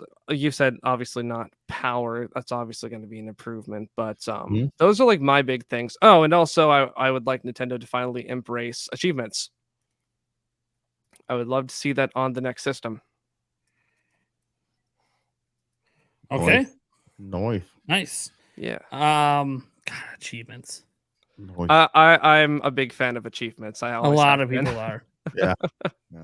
I'm just hoping Nintendo does at least something, because usually it's a per game thing, like Smash Brothers does it, or someone brought up Kirby Air Ride. Kirby Air Ride did that. Oh yeah. Yeah. So I'll go next. Little out of order, change it up so I'm not last every time on these points we're doing. So there's a number of things that could be changed or improved. The chief among them is just the joysticks. Like let's stop messing around, Nintendo. The Hall sensing joysticks, Ghoulie Kit sells them for very, very cheap. Don't tell me you can't license them. Just get it done. It's the better technology. If you're going to keep a small profile like that, there's already companies making them. You can come out with better ones that deal with the drift problem. You never even have to admit there's drift. It's just a new system that has improved controls. Sweet. Some people want them to go with analog triggers. I understand. I really don't care either way. I don't play a lot of games that really require an analog trigger, like racing games and stuff like that. But or they don't really require, but they're just better if you have them. But so I'm kind of neither here nor there on that. I'm good with digital. Most of the controllers I use digital, so it's not that big of a deal to me. But there are other improvements. Obviously, we know about something like the 8-inch LCD or whatever. I would like it to be almost bezel-less if they can. I think it just creates a better viewing experience as someone that uses phones and other things. Like this monitor I'm looking at right now has a super thick bezel, and I hate it, and it bothers the hell out of me. I actually prefer the 4K one next to it that only has like a 2mm bezel. It looks so nice, and it makes the Switch bezel look massive, even on Switch OLED. So we're at a point now, technology has gotten to the point that we don't need that thick bezel.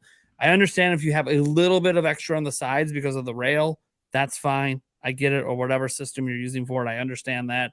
But we don't need that all around bezel. So I would like to see them go with the bezel-less design. I know it's a sort of a minor thing, but I think if you're going away from OLED, you can argue you made something better about the viewing experience.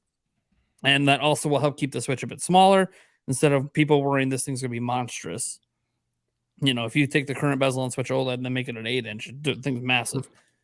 We don't need a Steam Deck, okay? Like, you can keep it almost the same size if you just get rid of the bezels.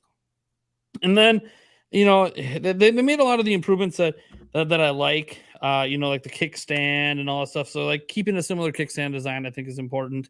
I do think that they need to have some sort of redesign on the controllers where they're more ergonomic somehow in both ways that you want them held. I don't think they're going to go away from 2 controllers with each system where you can slide them off. So I think just making them a little ergonomic in some way would be nice. I don't really know how they do that. Maybe it's just making them thicker. A whole design philosophy they come up with, I don't know. There's a lot that they could do to improve anything. Like the eShop needs to be a native application on the platform. I'm tired of it being a web browser. It's a web-based application. It's part of the reason it's so damn laggy. I know they do it that way because it makes it easier for them to connect with their website, because you can buy eShop games on their website for people who don't know. In fact, if you hate how buying things on their website works, or how buying things and on the eShop works and trying to dig through things, go to Deku Deals. Literally DEKU Deals. Google it. It's an amazing website. It's basically what the eShop should be. It's super well organized, and it takes you directly to Nintendo's page to buy the game. So it's awesome, and you guys should be taking advantage of that. I want to see that redesign. There's no excuse that all the other platforms have it connected where you can also buy games on Xbox and games on PlayStation through their web browser, on their web store, and through their native applications on their systems. If they can do it, so can you, Nintendo. Let's get with the times. A native application, I think, would take care of a lot of the lag that we experience. Yeah. Not going to take care of the design. That is something that you guys also need to improve on and start taking design cues from other shops. And I always say, just glance at Netflix. They do a really damn good job with organization. Just come on. There's a reason that a lot of other places have copied the way that Netflix does things. It's very convenient. People have no problem finding new stuff, which is a problem on the eShop sometimes, and finding even hidden gems that are based on things you've played before.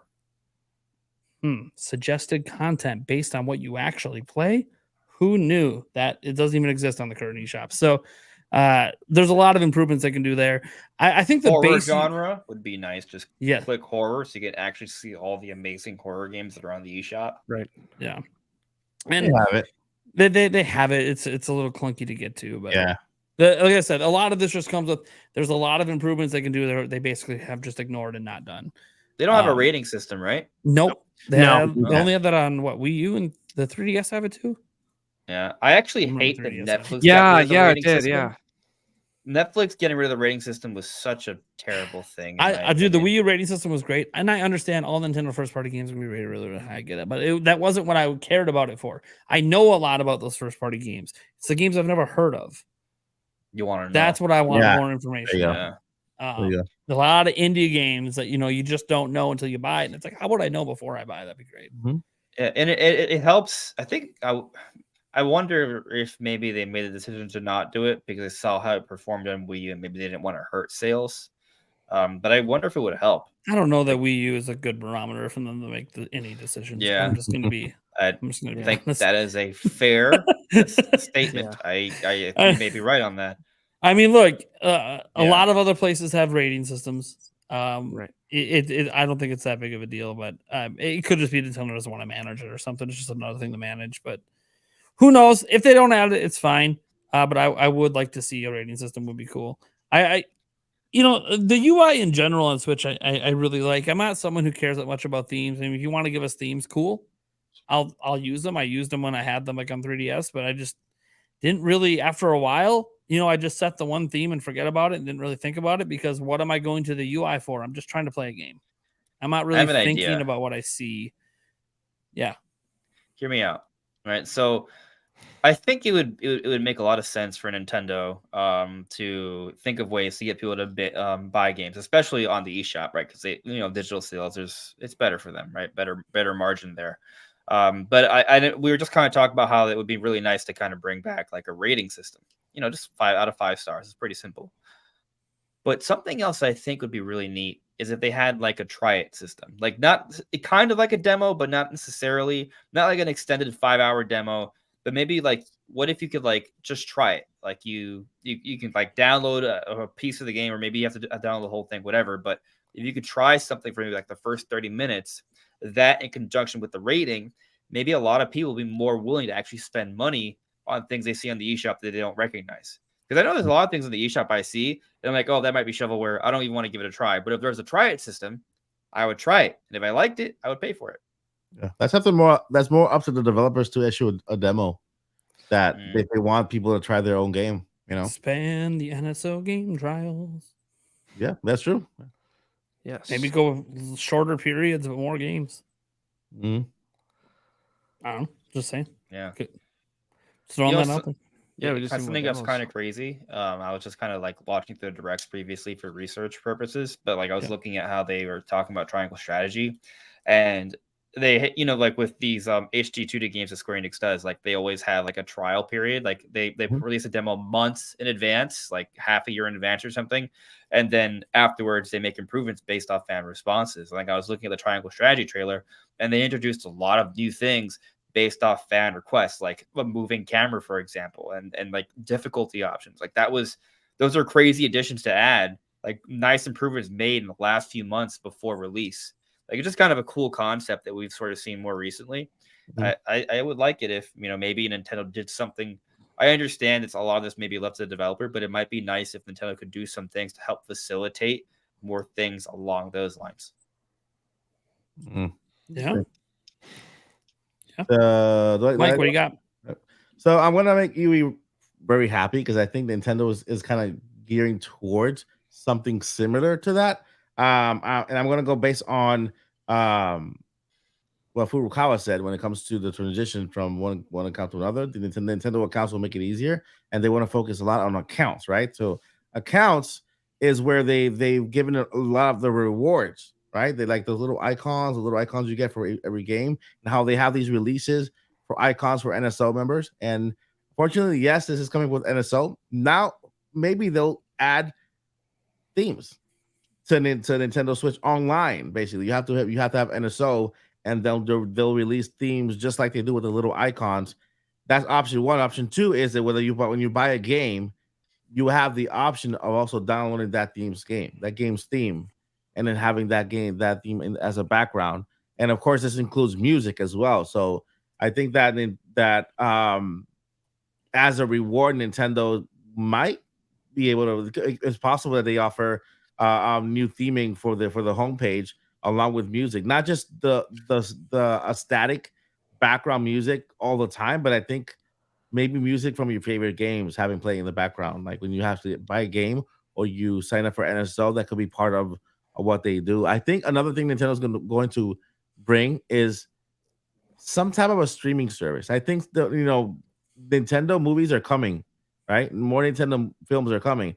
I think we'll be able to have to watch Mario on your Switch. And I think they can either do this by bringing making Peacock like one of their apps, and having a little section for Nintendo there, or having their own streaming little service thing as part of the next Nintendo console. Do you remember Nintendo TV? With the eyes. I steered that from my memory. I don't know what you're talking about. It's not even the first time that would have happened, because they did that Kirby channel where you could watch the anime back on the Wii.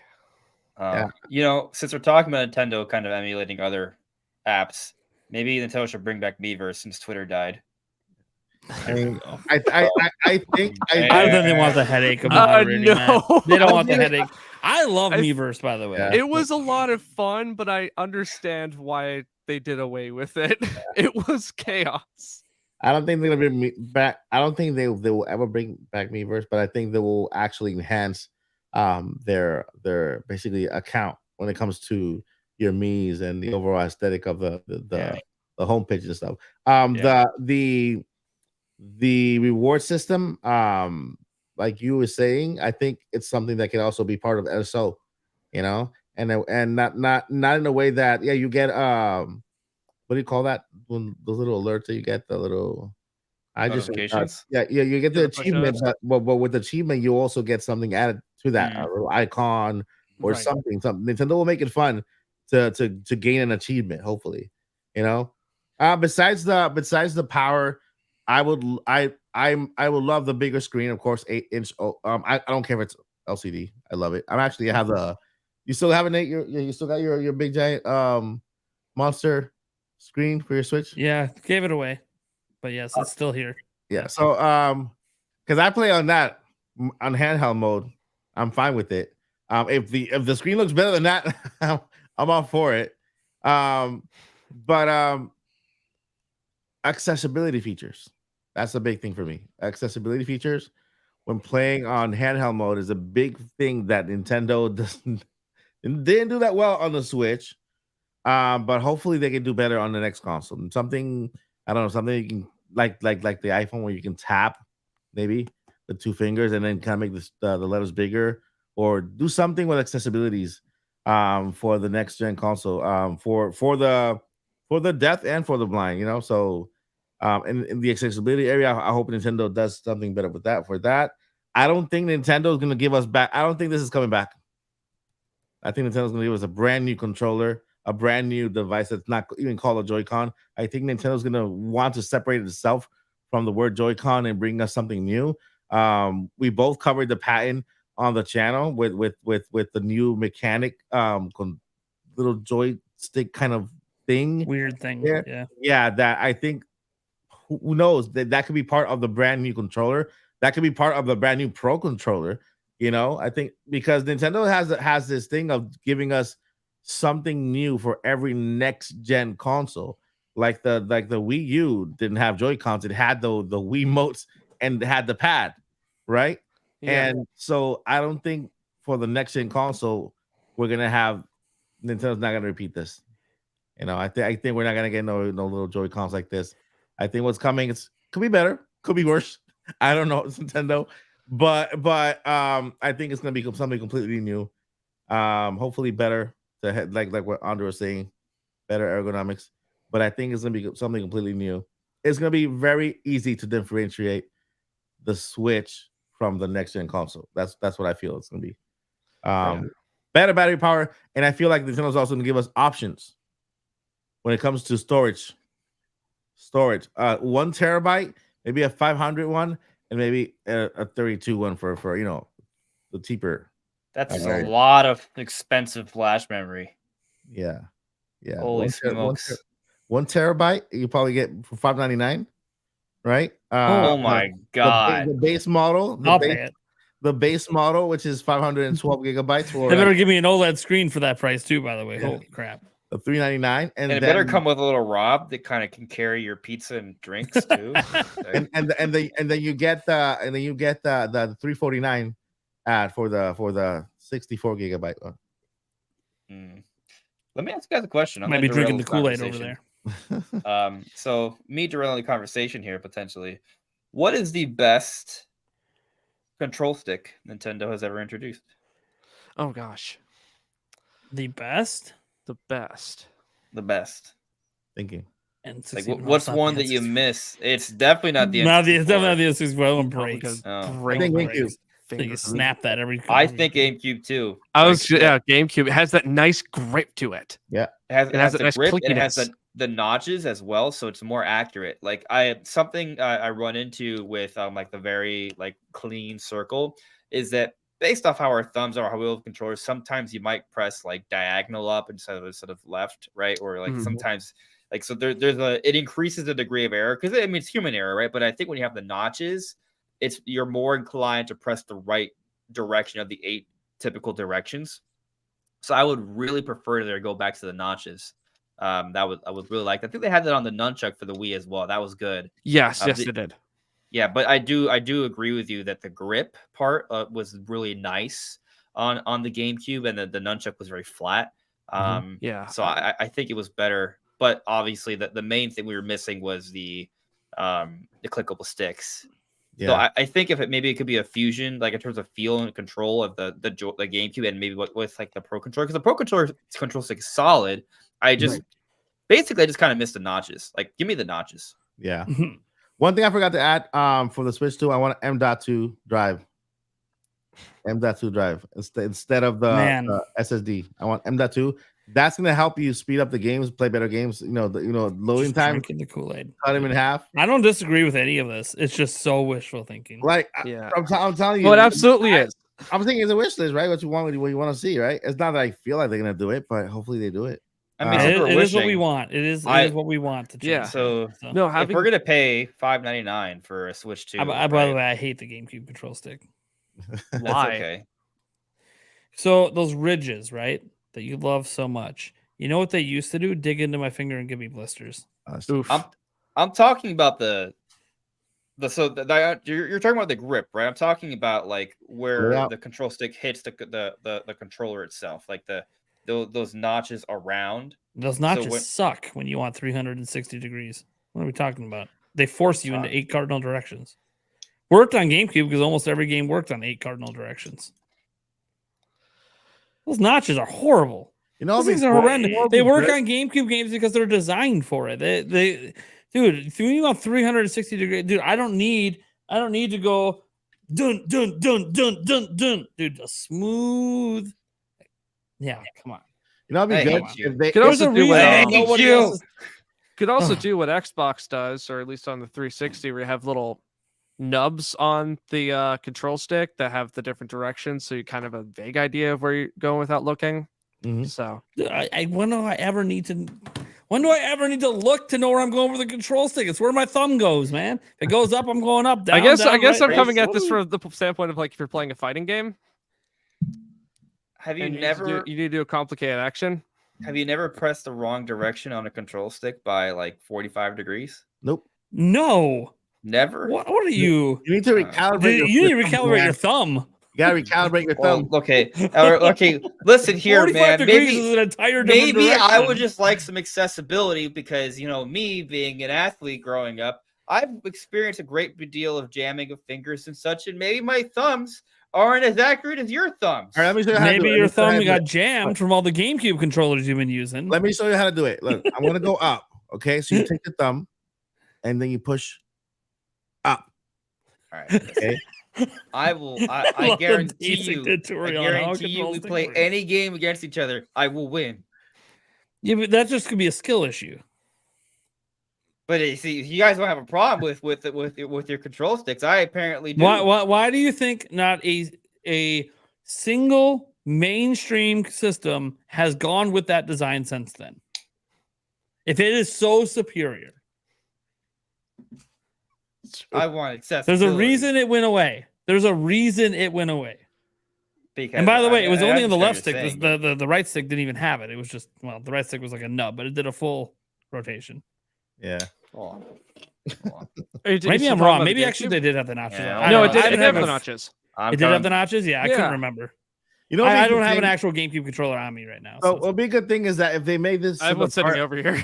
oh, okay, yeah. if they made this in a part of battery, that way you can charge it through here and it'll charge it. Oh, yeah. Instead of it being a third party one, Yeah. So Yeah. you can get a it's like extra a, better, extra yeah. life. Yeah. It's a little You know what we haven't talked about, right? Do we all think this thing's still going to dock with the TV, right?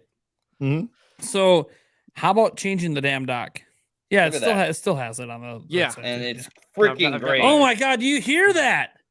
Why? Oh, It's okay. so grindy. This get is outta here. satisfaction. I forgot Are you that kidding me? that And you thing. I can don't like still you can still go in between if you want those 360 degrees. All it But does it's is not, facilitate more but it accurate cuts off movement. part of the degree. it. Yeah, it You does. can't move your stick as much in those directions. It cuts it off. That sucks, man. Yeah. If you think about it, because there's straight lines, you hit that straight line, you're actually not able to push it as far that direction as you can the 8 cardinal directions. Also, I mean that's only if you go all the way out, right? Like if you don't go all the way out, you still can. There's no notches. I don't know. I like it. I If you think don't it tell me you helps. don't hit the notches when you use it. need Don't to. lie to me. You're not one of those people that only walks in video games because you only slightly press the stick. Come on. I do it. I do that a lot actually. It's fun sometimes walking for taking the scenic route. Just Yeah, kind of- when you're playing Smash, you like to just barely move. You don't actually. well, push in the stick Smash, you don't need In- the in Smash, it, actually, it makes more sense. left, to have right, the up, down. notches. That's pretty much all. Well, no, you need, need eight, the eight notches cardinal for- directions. Is pretty much all you need. in It's Smash. better for Smash. I don't. So, I wouldn't say it's better. It's just a preference. anyways, I still use my Switch Pro controller instead of that when I'm playing Smash. So It's just a preference. It's okay. It's fine that you prefer that. It's cool. Kitty. I was trying to find my Switch Pro controller because I couldn't remember if the stick was convex or concave. I'm like, as long as they're concave, like on the Xbox one, I'm totally cool with it. I don't have a problem with grip. It doesn't dig into my fingers. Everything kind of works. But it's all personal preference. And that's why different controllers exist for different people. Well, at least you didn't come out and try to argue for the 3DS slider. Because if you had tried to argue for that one. Actually, well, the 3DS. am I the only slider- one that's experiencing a poor connection right now? Like Fell it's off. very robot-y. Yeah, Yes, you are. Probably because of that. You're smooth. Or yours. Are we all robot-y on your side? Yeah. Yeah, it's Nah, smooth over here. It's I smooth hear public everyone just facing. fine. So all that matters is that it's smooth. Oh but no! it means it's on his side. So he's gonna Yeah. Yeah. redo his connection. Right. Okay, so we can get to the next talking point on this topic. Yeah. Why the 3DS slider is superior? Oh, here we go. Right? No, not No. even the 3DS slider one. The accessory for Monster Hunter that adds it on the other side. Mm. That's the superior. Oh one. yeah. That's Yeah. that's peak. That's peak. That's peak. What? Okay, so the next part of this is kind of a big one. It's first year lineup from Nintendo specifically. So not the third parties, although partnerships with third parties count. If Nintendo's going to publish it, that counts. So let's sort of imagine what we think, because we know what happened with Switch, Mhm. and with the way they're releasing new games now, it feels like they're banking stuff up. Yeah. So what do we think is going to be Let's all start with the same starting point. They're launching with 3D Mario. Yep. Okay. Mhm. Boom. Done deal. Launch 3D Mario. From that point forward, give me the next 12 months to the next holiday season. What's Nintendo dropping? I think they're gonna go. I think they're gonna go Animal Crossing. Just because Animal Crossing, although it took 3 years to make it on the Switch, it sold like there's no tomorrow. It sold like crazy, right? It built such a fan base, and it started that cozy game frenzy, right? It was been there before, but Animal Crossing kind of lifted it to another level, and so to a point where we have a lot of YouTube channels just starting with only cozy games because they started with Animal Crossing moving forward, and then we have Palia coming up and all these other little games. I think Animal Crossing is a system seller now because there's such a massive fan base waiting for that next Animal Crossing game to jump on. And so if they do Animal Crossing in the first year, I think that'll help a lot of people transition a lot faster. So Animal Crossing. So should I continue with the list or Yep, keep going. All right, so Get Mario, your whole first year. Mario, Animal Crossing. I think Luigi's Mansion 4 by that October. Let's see here. I want to say Mario Kart, but I feel like they're gonna do Mario Kart 8 Deluxe, and not give us Mario Kart 9. You know, so I'll put Mario Kart in there first year. 2D Mario, maybe Mario Wonder 2. Who knows, right? Pokemon game, of course, first year. What am I missing? When you say Pokemon game, do you mean as an exclusive or just backwards compatible? It's probably gonna be backwards compatible, or you know what? I'll scratch Pokemon because Pokemon is a larger fan base. So not the first year, maybe the second year. They're late adopters. I was gonna say 2026 is like when I see finally going all out. Yeah. I'll do Zelda remake, not a major line game, but maybe like a remake like they did with Link's Awakening. That's it. I can't think of anything else. Okay, cool. If I think of anything, I'll just interrupt anybody. I'll interrupt you guys and then jump That's in. all right. That's all right. Let's go. Yui, what do you got? First year lineup. Nintendo. Go. Yeah, I kind of expect them to do like either a brand new IP or maybe ARMS 2, something like that. Because I know that was very early on in the Switch's lifespan was ARMS. But otherwise, I don't expect any big titles until you start hitting like later in the year. I don't think Animal Crossing is going to come out like first thing in 2024. I would expect it late 2024, maybe early 2025. But otherwise, I would expect a few remasters, some basic third-party support, and maybe a re-release of something from the Switch in the first year of or first few months of the Switch 2 or whatever we want to call it, next gen Nintendo coming out. Okay. Yeah, but to rebuttal, you did mention that you don't see it coming out first, but still 2025 will still be considered the first year of the Switch if it comes out later. That's what I meant. It's just not like right away. So we're talking about the first 12 months. Basically, yeah. Okay. So I would put Animal Crossing within the first 12 months. I would put it like in months, maybe 6 or 7. Yeah, I would put it even farther away than that. I was thinking like later on. I'm literally getting out my notepad right now to finish mapping out my lineup. Yeah. Notepad++. So we're talking about like what first year lineup from Nintendo. First year. Or Nintendo partners if they publish it. First 12 to 15 months? 12. Okay, because of Mario Odyssey, Mario. Well, look, if we think it's September, we can go two full holidays. Okay. Yeah, that's why I said like so 12 to 15 months, right? Yep. Okay. So 2024 until the end of 2025. Obviously 3D Mario, right? Mario Kart. Not Mario Kart will be a 2025 release. I believe that. Animal Crossing is an interesting consideration because I do think it would make sense to get that out at some point, but also Nintendo wants to have major releases beyond 2025 as well. So it's kind of you got to think like what makes the most sense and when. It is interesting that because I do feel like a lot of people complain about Animal Crossing, like Nintendo could have continued to support it for longer and they didn't. And I think that could be a sign that they're like, hey, well, let's just get the next Animal Crossing ready for the next system. And especially with Nintendo not being able to launch with major Zelda early on, Nintendo's got to think, okay, well, what can we do, right? Like if especially like if they're not going to have Mario Kart in the first like 2 months, right? If they're not going to have a new Smash relatively soon either. I mean, they might have a new Smash, right? But actually, I would say that there will be a Smash related announcement by the end of 2025. Whether it's DLC or deluxe edition, something like that. Point is, though, I can see Animal Crossing maybe coming out sometime 2025 because Animal Crossing on Switch came out 2020, early 2020. So to expect it 5 years later, is that really a stretch? I'm not sure. So maybe it's possible. Mhm. Luigi's Mansion 4, I think, has a great chance for a 2025 release because you look at the sort of pace of release of next level games, they happen every 3 years.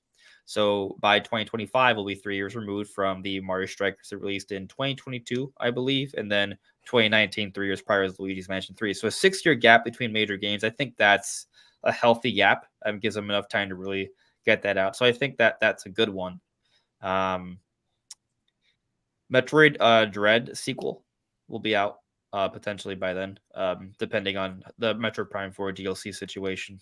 We've heard that Mercury Steam's working on 2 major projects. That's official. That we know that from financial reports. They're working on 2 major projects. We think one of them is a sequel to Metroid Dread, which makes sense because Metroid Dread, I think, was maybe their most successful game ever, and obviously the most successful Metroid game to date. So that makes a lot of sense. I'm just kind of like throwing things out there that are like, yeah, these are likelies. I do think something Zelda.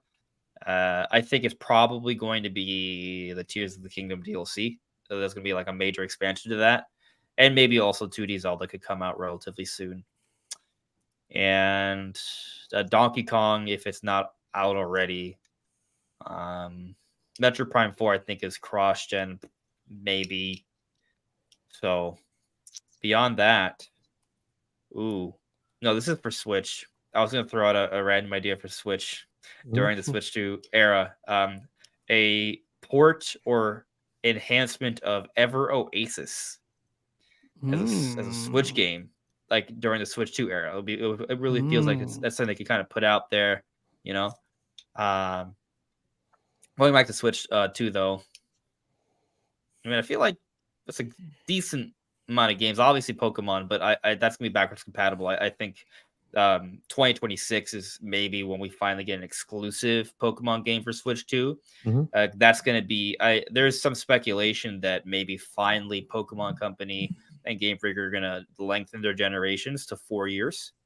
That's speculation, right? But with the Pokemon anime starting in April as opposed to November, it does maybe feel like they could be heading in that direction, especially after recent comments.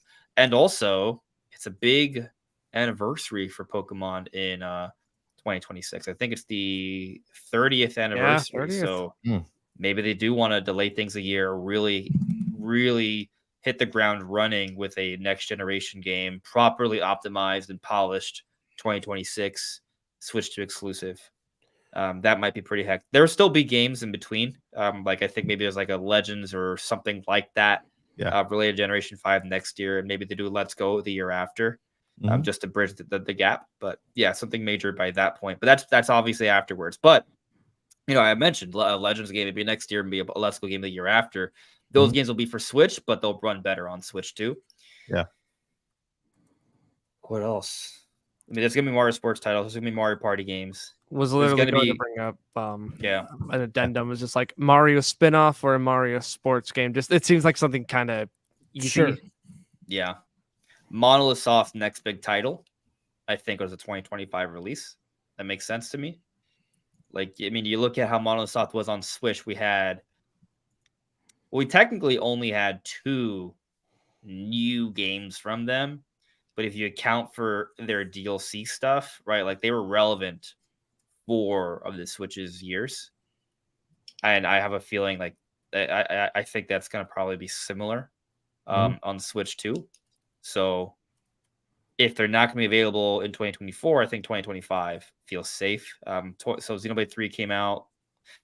Yeah, it's a 3-year gap. And they've supposedly been working on a new IP for years. Because they have several studios. So it's not just one team, right? There's several teams. They work on several projects, but they've been working on this one for years. So I think, maybe more hands will be on deck now that Xenoblade 3 is done. And they're going to be positioning whatever this new game is as a 2025 release. And it might be a bigger deal than the Xenoblade series. There's been speculation, mostly from me and maybe Nish Quick Pops, that this is going to be an MMO like kind of game. I don't know what it'll be, right? But from Monolith Soft. Yeah, the new IP they've been working on. Yeah. Anyways, whatever it is, I think it's going to be really hype. It's going to be really ambitious. Yeah. And I feel like 2025 is the year for that. So it's going to be a big deal. I mean, like, there's so many things I kind of listed off randomly. I don't know when they get slotted and when, but there's like a lot of material there for an insanely strong start to the system. I got one. I want to add one, just one, and this is for the beginning, the very beginning of the could be month 1, could be Shadow Drop with the Switch. New IP, Switch. It could be a fitness game. It could be a Wii Party game, kind of like a Wii Party game. Something like 1-2 Switch, whatever, but something gimmicky, something that has to do with the new gimmick that Nintendo is gonna totally go off. Yeah, they're gonna have something like that with 3D Mario at launch. I bet. So and I feel like that new Mario game, the new 3D Mario game, is gonna rely heavily on that. Also, that new gimmick that they're trying to present with the new new controllers or something. Yeah, the very comfortable controllers. It's going to be so gimmicky. You just have fun playing it without your hands going numb. All right. Ice packs on them like a warm. All right. I've got the lineup. This is just a fact. This is what's going to happen. Hit it. Just dropping it. Okay. At launch, we're going to have 3D Mario plus casual game. So that's going to be the gimmick game. It could end up being a sports game. Maybe we get a Switch Sports 2 and it takes massive advantage of the gimmick, whatever it is. I don't agree with Mike. The 3D Mario game is going to be reliant on it. I think Nintendo has shown that their developers don't really like using the gimmicks. Hence why we never saw the IR camera be in any serious game for Nintendo. But then the Labo is the most serious product. Yeah, probably the most. Probably the most they put a lot of development money into anyways. I think they spent quite a bit on developing Labo. So they had not to derail your predictions too much, but I will say I think it was a missed opportunity to not use the IR sensor with Game Builder Garage. But go on. Yeah. Would have been interesting to see what people could have came up with. Ideas Nintendo couldn't come up with. Who knows? Anyways, so that's September. Because remember, I'm on record. It's coming out in September. All right. Then they're going to sort of skip October. There's going to be some sort of big third-party game that drops in October. I don't know what it's going to be, but it's going to be something that Nintendo made a partnership with, or maybe they dropped the Call of Duty. I don't know. It's going to be something they're going to say we're not going to overshadow your game in the second month. So I don't know what's horrible Elden Ring. It could have been Elden Ring. Yes, it could be. But again, we're talking about Nintendo games. But I'm explaining why I don't have a game in October because I think they're going to let that be some major third party that they're just working with, and they're going to want to let them shine. So they don't want to overshadow them. Then November comes. This is holiday. It's weird, but they're going to launch the new Mario Kart game then. Look, it's not really going to interfere with Pokemon. Pokemon's not technically on the system. It's just backwards compatibility. So it's not going to interfere with Pokemon sales for Switch owners. The only people that are going to be able to buy the damn thing then are going to be anyone who's able to get a Switch 2, which is going to be a pretty small audience. But Mario, the reason that you do this, the 3D Mario then and the Mario evergreen titles, they sell for a hell of a long time. They're not worried about launch sales. They're worried about these titles being sales drivers for years to come. And we all know they love bundling Mario Kart for holidays. So there's your future bundle, not for the following holiday, but the holiday after they'll start bundling in Mario Kart. Unfortunately, I wish they'd get more original, but that's what they do. Yeah. Anyways, so I have them launching Mario Kart super early. And a lot of people say I'm crazy on that because the DLC just ended. I don't give a shit. It's DLC for a game that came from 2014. They're giving us a Mario Kart early in the gen. And by the way, They did it by porting over the old one, and look, it went on to sell like 60 mil. Like, come on, they're gonna give us Mario Kart super early. Yeah. Gonna be, And then Mario they're gonna skip December because they're just gonna kind of live off those 2 Marios. Mhm. Like that's enough for them. It's gonna sell out the entire 3-month period. January. This is where one of those Zelda games comes in. They drop Wind Waker 4K. And they do something with it. I don't know what that something is. If they bring back the Tingle Quest or they expand and do something, drop the Tingle bottles, do something else. There'll be some sort of new content thing with it. Maybe a long lost idea they never used. Maybe a brand new dungeon. Maybe something else. I don't know. It'll be similar to what they did with Link's Awakening, where there was a dungeon maker. There'll be something new added to it. Because this one in particular, while brought over from Wii U, will have been done by the Zelda team itself, and that's why it's going to have a little bit of extra care thrown in. That's January, where they often drop not a big game, usually not like a big seller, just something that just kind of kicks off the year. Usually is what they do in January. February, new Monolith Soft IP, whatever it is. Don't know what it is. We've had one little art piece hint forever ago. The game might not even be in the medieval ages anymore. I have no idea what they're doing with this game because we haven't heard about it. All we ever hear is hiring people for new IP. Okay, well, cool. This has got to come out at some point. So I'm just assuming that before they release a new Xenoblade game, they'll drop the new IP. And I think they'll drop her in February next year. Here's where DK comes in. It's going to be a 3D Donkey Kong game dropped in March. All right. Then we get to April. Here's where we get our 4K port of Metroid Prime 4 or 4K update. Whatever it is, Metroid Prime 4 that was previously only a Switch exclusive now comes out of the next system with a 4K update. Whatever they do. Again, we have no idea how they're going to handle that stuff yet, but I'm throwing that in there because Nintendo does put ports on there. And they put ports in year one of Switch. So we're going to have a port. In May, now we're starting to get towards those summer months. Splatoon 4. People might go, little too soon. I say, nay, Splatoon 3 is a Switch game, not a Switch 2 game. So they're going to drop Splatoon 4.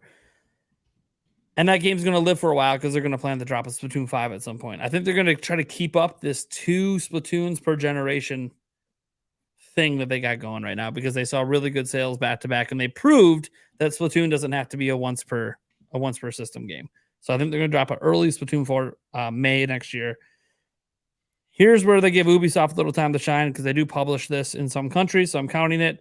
They're bringing Sparks of Hope back again with a 4K edition with new content and all the DLC included. We heard they want to make it a 10-year game, so they're going to try to relaunch it like it's a new game by throwing a ton of new content in with it. So much so it might be a $70 game. Just throwing that out there. That's something I think Ubisoft's going to try to do. They're going to try to second win the game and try to make it sell a lot. In July, this is one that might excite some people. No one's talked about this. A brand new Wave Race game. They bring Wave Race back. Why that over F-Zero after? Don't know. But they bring Wave Race back. Brand new game. They might just call it Wave Race. They might not even throw any monikers with it. It's like sort of, I don't know if it's going to be the sort of reboot or what it is, but a brand new Wave Race game in July. August, Astral Chain 2. There's that good old Platinum Games partnership. So already murmurs that a second one's in the works. Platinum Games works with Nintendo a lot. There you go. There'll also at some point during the generation be another new IP from Platinum Games on there, but we're just talking first year. September. Okay, it seems like maybe a light summer. Yet Sparks of Hope, Wave Race, Astral Chain, not a lot of interest. Why don't we just bring out the potential 2023 game of the year, drop a 4K edition of Tears of the Kingdom with DLC announced? And that's when they announced DLC. The DLC will obviously come to the old version on Switch, but that's why we're not hearing about DLC now because they're going to save that announcement for 2025 to just sort of help remind us that we're a long ways off still from the next mainline 3D Zelda game. They got to fill it in. And that's why we don't have the DLC now because they're saving it because they know they got to fill in gaps until the next game. October, Luigi's Mansion 4. It was already mentioned by some of you guys. Luigi's Mansion's become a big seller. It's a big deal now. So I think having that as a tune-up to the holidays is good. And in November, one of two things is going to happen. So where we get through that second holiday, it's either going to be a new generation of Pokemon, and it's actually going to come to the new system, which I just don't think is going to happen. I think the next generation of Pokemon will be exclusive on Switch 2, but they might not do it this year. They might wait another year. There's been a lot of talk, obviously, about them taking more time with their games. So it's possible we get like Legends next holiday for Switch, and then this year ends up being some other port, another BDSP type thing, and it's going to just only be on Switch. So this is contingent on if a Pokemon comes out for Switch 2. If it doesn't, top-down Zelda game from Grezzo, brand new, dropping next November, and they're doing it again. Mario to kick off, Zelda to end that first year. Except this time it's flipped. Now, is this Zelda as big of a deal as a 3D one? Of course it's not. But it's still a brand new Zelda game. And they will have already gave us the 4K edition of Tears of the Kingdom earlier. I think it's pretty hype. Again, that is my lineup. I've been thinking about this actually for a long time. Like, I just put down the months. I've had these games actually on a list for like weeks and weeks and weeks. I'm waiting to see what happens at Directs and if things are going to start lining up. So I don't know. That's what I think. I'm probably way off on everything. We're probably all way off besides Mario. But got a question for you guys. Maybe I missed it because I was distracted with my cat, but I don't remember anyone saying anything about Tears of the Kingdom DLC. I just did. I said they bring a 4K edition in September, and they'll have DLC launching with it, and it'll come to obviously the Switch version. But if it's like a big adventure, that kind of feel could kind of be. Like I think they just want something to help bridge until, because it's going to be a long time till the next 3D Zelda. So I think they might space the DLC out way more than we ever saw Breath of the Wild. I'm just happy you said it. I'm glad you said it, and I just missed it. Thank you. Yeah. Again, I don't know what's going to be. I'm not saying it's all dropping at the same time. It's just. It'll come. The first part of it will come with the 4K Tears of the Kingdom. Yeah, I think it's funny, and I think it's fun for conversation. I think Nintendo definitely is putting this plan together. They have to have an idea of if they got to think about how they're going to really push this system early on, right? But I mean, we're kind of talking about games coming out 2025 and 2026. We're still in 2023, so Well, we're predicting the launch, right? No, it's just interesting to think about how because Nintendo's had these conversations, right? Like they think ahead. Like they've been thinking about this transition for a while. And it's just kind of like, hey, I think the lesson for the current CEO is, we slammed them with games in the first year. We should probably do that again. That was a good thing. We should just, and by the way, we still ended up having good years pretty much every year after that as well. Look at what happens when all your developments for a single system. I would say 2021, 2022. Even 2021, the second half was really good. 2022 has been a banger. Yeah, first half was a bit dry, but there's always to me been like a half a year where it's been really strong. 2020 to me was sort of that exception year where we didn't quite, but I try to give a little pass over what the world was dealing with. So and there's still good stuff. Yeah, there was still good stuff in there, but it just when like your major holiday title is Super Mario 3D All Stars and Hyrule Warriors Age of Calamity. That's your combo holiday banger. Pikmin 3 Deluxe. Look, I love them. Oh yeah, I can't forget those. Look, it was fine. By the way, no knocking those games. It just didn't feel like a typical Nintendo holiday season. But there was nothing typical. Yeah, there was nothing typical about 2020. So Mario Kart 8 Deluxe. Mario Kart 8 Deluxe. Yeah. But this gets into the next point. We're going to start with Yui on this one. Okay. Because I'm very curious for a perspective of someone who I've never talked to until today. Yes. How important is backwards compatibility to you? Considering I've put so much money into the Switch, I'd appreciate it. I think it'd be very based at like if it was like a 3DS DS situation where it has to boot it a certain way. I think that'd be super awesome, but that's also going to depend on what the system is like. Is if it can support all the Joy-Con stuff, all the features of the Switch, if that's all still in there, then sure. But if it's a completely new system, I don't think Nintendo's not going to bother with it unless they're like revising it. or something, like making a brand new version of whatever Switch game and just revising it. But is it a make or break for me? Am I going to buy it anyway? Of course I am. Of course I'm going to buy the system. But is it a great perk? Absolutely. But it's not a make or break for me. Not a make or break. Mike, is it a make or break for you? I mean, we're content creators. We love Nintendo. Yeah. But let's take the content creator hat off. We're just a consumer now. Yeah, actually, would you get one at launch if there's no backwards compatibility?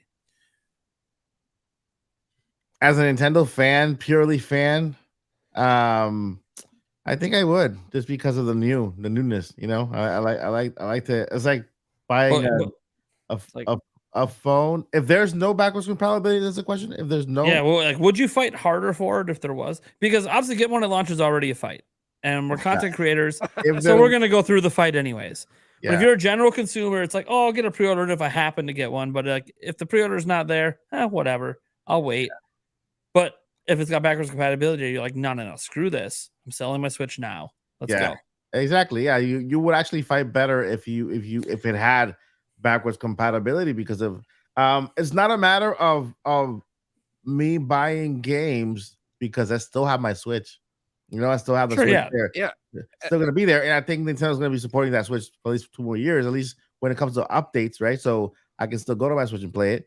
But when it but having a newer console, you know, and playing my games in hopefully it upscales to 4K resolution, right? And that's just a whole different beast, you know? Right. So I feel it's not a break for me. It's not a break for me. If it doesn't have it, I'll still get it. As a fan, I'll still get it. Yeah. Okay. Yeah. I mean, the Wii U didn't have it, and the previous one didn't have it, so right? Yeah, it's so Nintendo has a history of backwards compatibility, obviously. Like they've done it with a lot of systems, but there's also some they haven't done it with. Now, most of the systems they haven't done it with was a logistics thing. Like you can't plug a NES cartridge into a Super Nintendo. Like that's just not going to be a thing. Or a Super Nintendo into N64 into GameCube. And they obviously couldn't bring Wii U discs on the Switch. But all the other times that they've really had a chance to do backwards compatibility, they've had it. Even when I talk about like the cartridge differences, they had that on handheld, and they still had backwards compatibility like every generation for a single generation, only one gen. To be fair, I know a lot of you guys want it to be like Xbox right now that does like all the way back to the beginning. What's nice for Xbox is they did discs the entire time, and so like Nintendo hasn't, so it's a lot more complicated to have that sort of stuff. Plus, they do the NSO thing now, where they're really trying to make a lot of their money on subscription services. So, backwards compatibility to me has never been a deal breaker. I am going to be honest, and this has been always my opinion. If you want to play old games, why'd you get rid of your old system? You could have just kept it and played your stuff. Now, if your Switch is at the point of being decrepit and dying, I understand old systems have a shelf life, and I know a lot of you guys are going to point out a shelf life. Dude, I'm still rocking my launch Nintendo Entertainment System from '85, baby. Let's go. I hear you. I totally hear you. They don't quite make it like they used to. All right. Sorry to say, as an example, you didn't have to worry about internal batteries. You didn't have to worry about flash memory dying out. These are all things that are like realities of modern consoles. So there is a shelf life at some point on the Switch you have. There's only so many reads and writes the internal memory can take before it's kaput. And that's it, because the memory is locked to the board. So it's only going to last for so long. I think that backwards compatibility is probably going to happen just because of Nintendo's history of doing it. But I don't know that I've ever felt it's essential, because I've always been someone, and I've made this argument many times, and I never follow my own rules because I'm a filthy tech dude that just keeps buying the latest and greatest, and sometimes having buyer's remorse, which is why I always state this: you shouldn't ever buy a system until there's enough games on it that justify you buying the system. So 3D Mario is not enough, but let's say it's 3D Mario with Mario Kart, with Splatoon and Zelda. All those games come out. Finally, there's enough for you to be like, sure, I'll drop $400 plus the additional money to buy all those extra games. Then that's when you should buy it. And I think what backwards compatibility does for some people that maybe are like that is they go, well, even if it doesn't have the games yet, at least I can play all my old games. And so it feels like a justification to buy a system earlier than you probably should if there's not enough games. So to me, it's never really been essential. I buy everything at launch all the time. It's a problem. Maybe it's an addiction. I don't know. I bought Xbox and PlayStation 5 right at launch too. And I don't need those for my job. So I maybe have a problem. But I advise others not to have that problem. And backwards compatibility has never mattered to me. I can tell you right now, with my PlayStation 5 and my Xbox Series, I have not played a single game from an old generation on those systems, even though they have backwards compatibility. It hasn't even been an interest of mine to do that. And the games are right there, right? In PlayStation Plus and the Yep. They'll drop like an old PlayStation 4 game, and I'm like, nah, dude. I got Spider-Man 2 coming up. I don't need this. So but that's me, and that's how I consume. And I to me, backwards compatibility isn't. People get mad at me about it. For me personally, it's not important. But this is one thing I am able to do is look beyond myself and go, but I understand it's important to a lot of you. I will say the most important, I think the people it's most important to are going to be the consumers that are living on the budget. You have a budget. You only have one system. It's all you can afford. Just the one system. Like I have all the systems. You can only afford the one. You put all your money into the one, and you want to get the next one because you really want that 3D Mario or something, and you justify being able to sell your system plus a couple of games that you might have in order to buy that next system. And if it doesn't have backwards compatibility, suddenly you're out that entire library that you just had, all because you got the latest and greatest. And I know how that feels because that's where I've had buyer's remorse in the past. I had buyer's remorse when that happened to me with the GameCube, when I couldn't play any of my N64 games.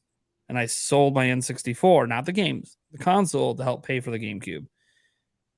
I have immediate buyer's remorse because there was barely anything I wanted to play in that first year. And I couldn't play any of my old games. So I do think that it's really important for a select amount of consumers to have backwards compatibility. And there's obviously it's good for all consumers in general. There's no consumer reason to say it's bad. Exactly. So I'm always pro-consumer. So I want it. It's just for me, it's not a personal deal breaker. So for me, no matter what happens, Nintendo releases a new 3D Mario game, I'm gonna get that 3D Mario game. There's no ifs, ands, or buts, right? Like that's happening day one, no matter what. Job or no job. That's I'm gonna find a way. Like that is too important. It's like Zelda. It's like Zelda. Go donate plasma. Do they still do that? I don't even know if they still pay for that anymore. I don't even know. I meant more so like if my job required I to get it or not, as opposed to funds. Oh, I thought you were saying like even if I don't have a job. I was like, that's what I thought you meant too. I was like, so you're broke, so you're getting money through. Actually, donating plasma is not that nefarious. No, you could be doing other things. Of course, donating organs. Of course, the thing is, if my finances weren't in order, if I didn't have a job, I would be planning ahead of time and positioning myself so I could make sure I get that 3D Mario. That's right. I'm putting $1 down every day at GameStop. But I was more alluding to covering it as a YouTuber. Yeah. But either way, I will find a way, right?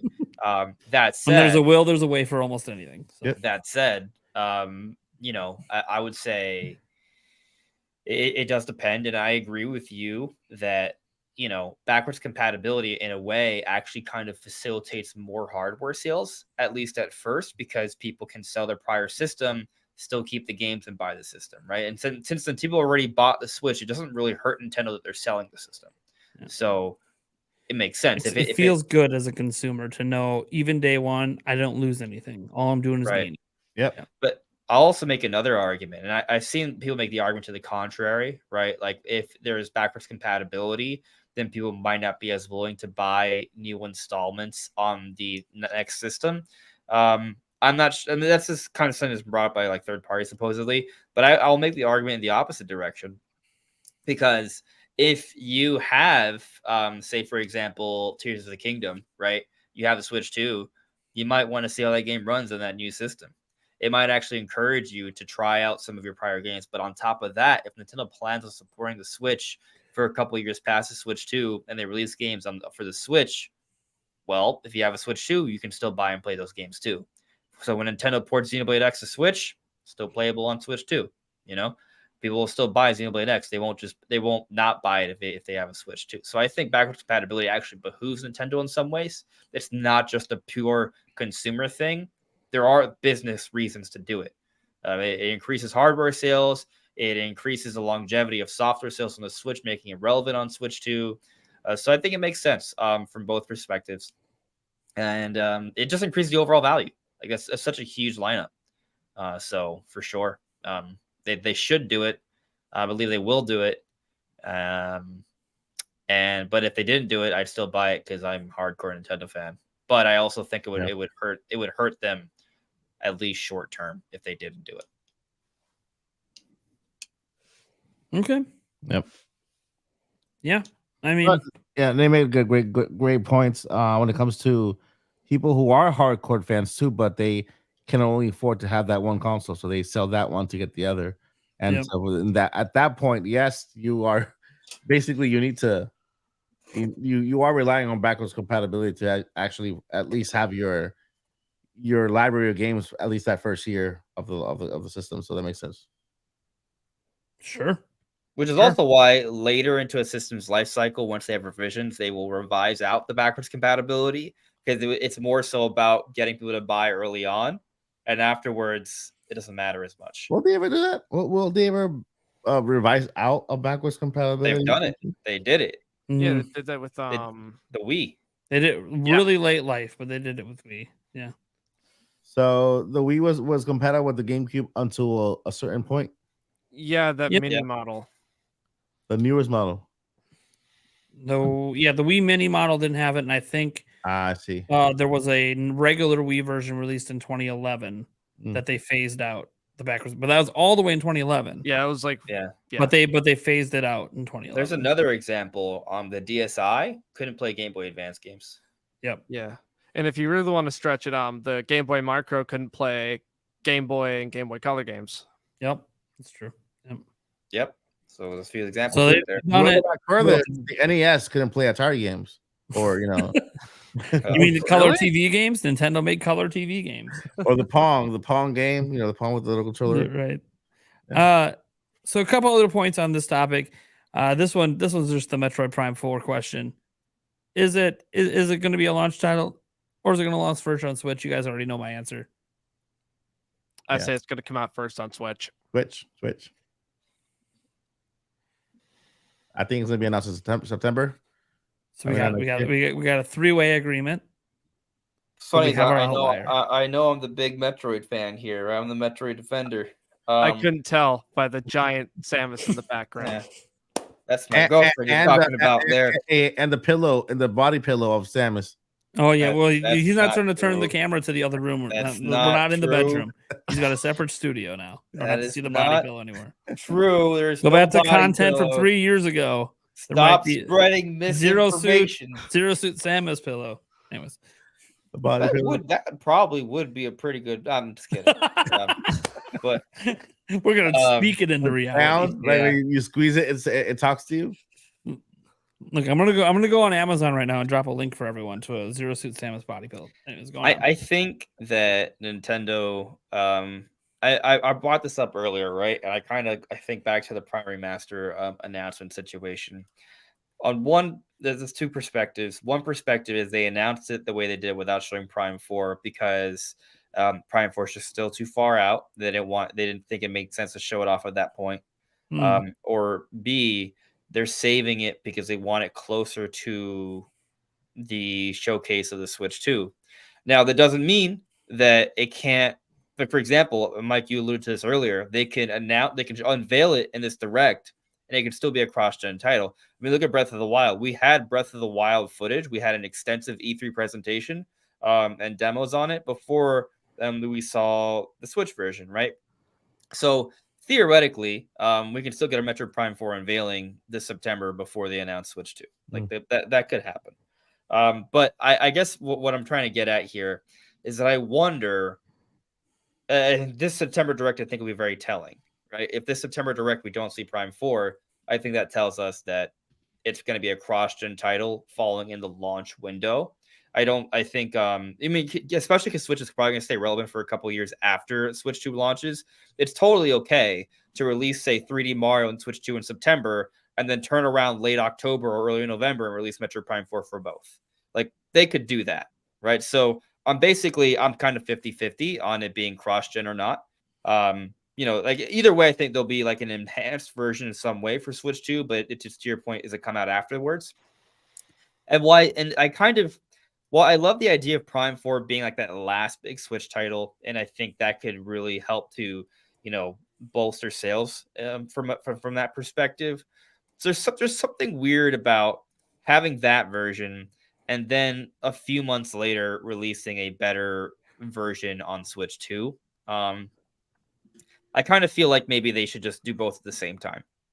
So that's why I'm kind of thinking that. But of course, Prime 4, maybe they want it as that big title to kind of help bridge the gap before Switch 2. So basically, I'm undecided. I'm 50-50 on it's one of those possibilities.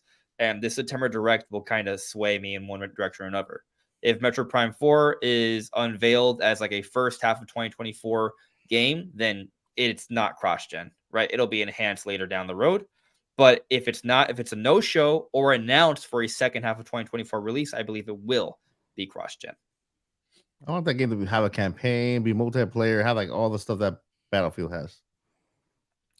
I think from a sales perspective, that makes a ton of sense. If they have the assets and resources to put together a masterpiece campaign, and by the way, Metroid games aren't very long, right? So it's not like they have to build a game that's as long as Breath of the Wild or Tears of the Kingdom.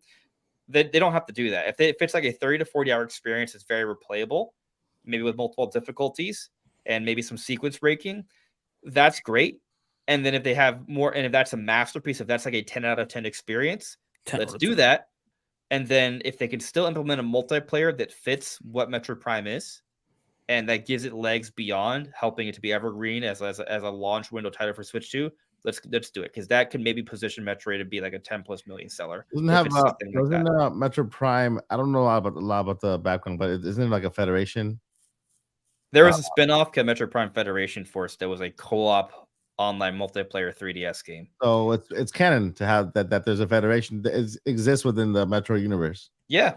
I mean, Federation Force is almost kind of like like ODST for Halo or something. So it's a little different because one was co-op and stuff. But yeah, like there is like a similarity there in terms of like the lore. Mm-hmm.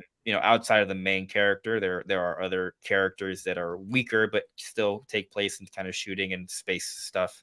And there's also Metroid Prime Hunters. We're just talking about like the history of multiplayer in Metroid Prime specifically. Like you have Metroid Prime 2 Echoes, you have Metroid Prime Hunters, which was the first online multiplayer game on the DS. It was interesting. It came out before the Wii, right? So it was kind of like one of Nintendo's first big online games. And then we have Federation Force. So there is a history of multiplayer in Metroid Prime games. So maybe not.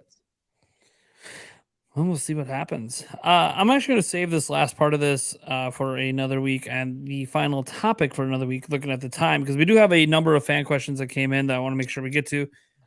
So if you guys have any questions that you would like us to answer and display on screen, you just super chat her in and we'll feature it and get answered. So we have our first one in from Jorge FT saying, "Hey guys, are you okay with more themes and music for a slower OS? The Wii U suffered from slow speeds." It depends on the so much the of course the hardware that the Switch has, the next Switch has. If they can it can handle it, right? And if I'm going back to the Dot 2 software where the storage, if it has high speed storage, I don't think it'll be an issue. I think it'll have faster read speed, so it won't slow down the system too much. If it does, I'm okay with it. I mean, I think themes just makes it a lot more fun, right? And it makes you attached to the console itself, because we can all remember a certain theme from a console that we from the past. That little Wii music in the background is do do do do do do do do. As that kind of brings you back. So I'm for it. Nostalgia. Yeah. I'm gonna play devil's advocate a little bit here. I do want themes, just for the record. But if it comes at the cost of a very quick and snappy operating system, hard no. I don't want to go to Switch 2 and for it to feel slower. I actually abhor when I'm playing on other consoles and there's like a delay. I haven't picked up a PS5 yet, but whenever on my PS4 and I just experience some level of delay or lag, I'm like, oh my God, this takes so long. Like on my Switch, it's just click, go, close, go, close, go. Like there's no delay. So I hope it's still like that on Switch 2. So when you say themes, you're talking about like an overhaul of the actual system, or are you just talking about like a wallpaper and music? Well, themes are usually just like, well, no, because on 3DS they were a bit more. They changed some of the icons and stuff. Yeah, too. and like Yeah. the music and stuff, the sound effects. And but- there was yeah. slowdown. Yeah, And there was significant slowdown. I think that if it's an overhaul theme, yeah, it's gonna definitely gonna do Right. something.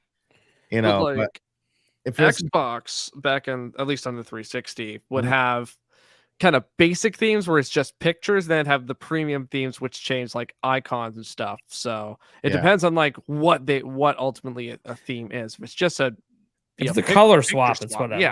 yeah, then it's Yeah. whatever. But I think for the next Switch, what I want to see is themes when it comes to wallpapers, not every single little alert being changed to something of a theme of a game or something. More like wallpaper aesthetic. The aesthetic in the artwork will be a cool addition, maybe like background music.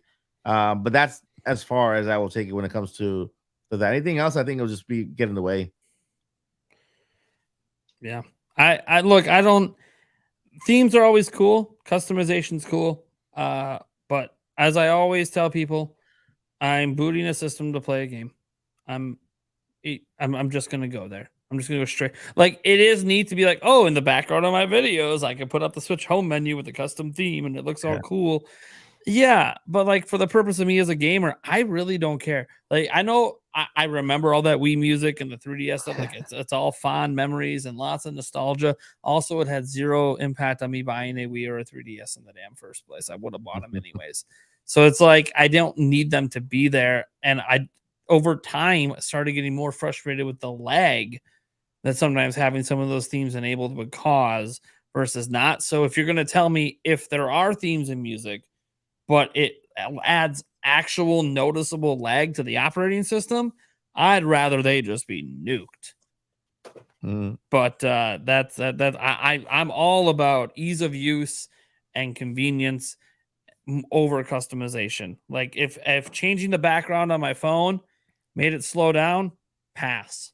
Now, because like Apple and even Androids have like the 3D backgrounds, all this stuff. I got the globe here, I can spin.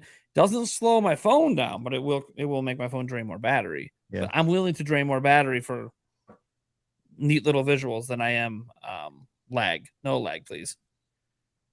So, Yui, that's that about what you're feeling?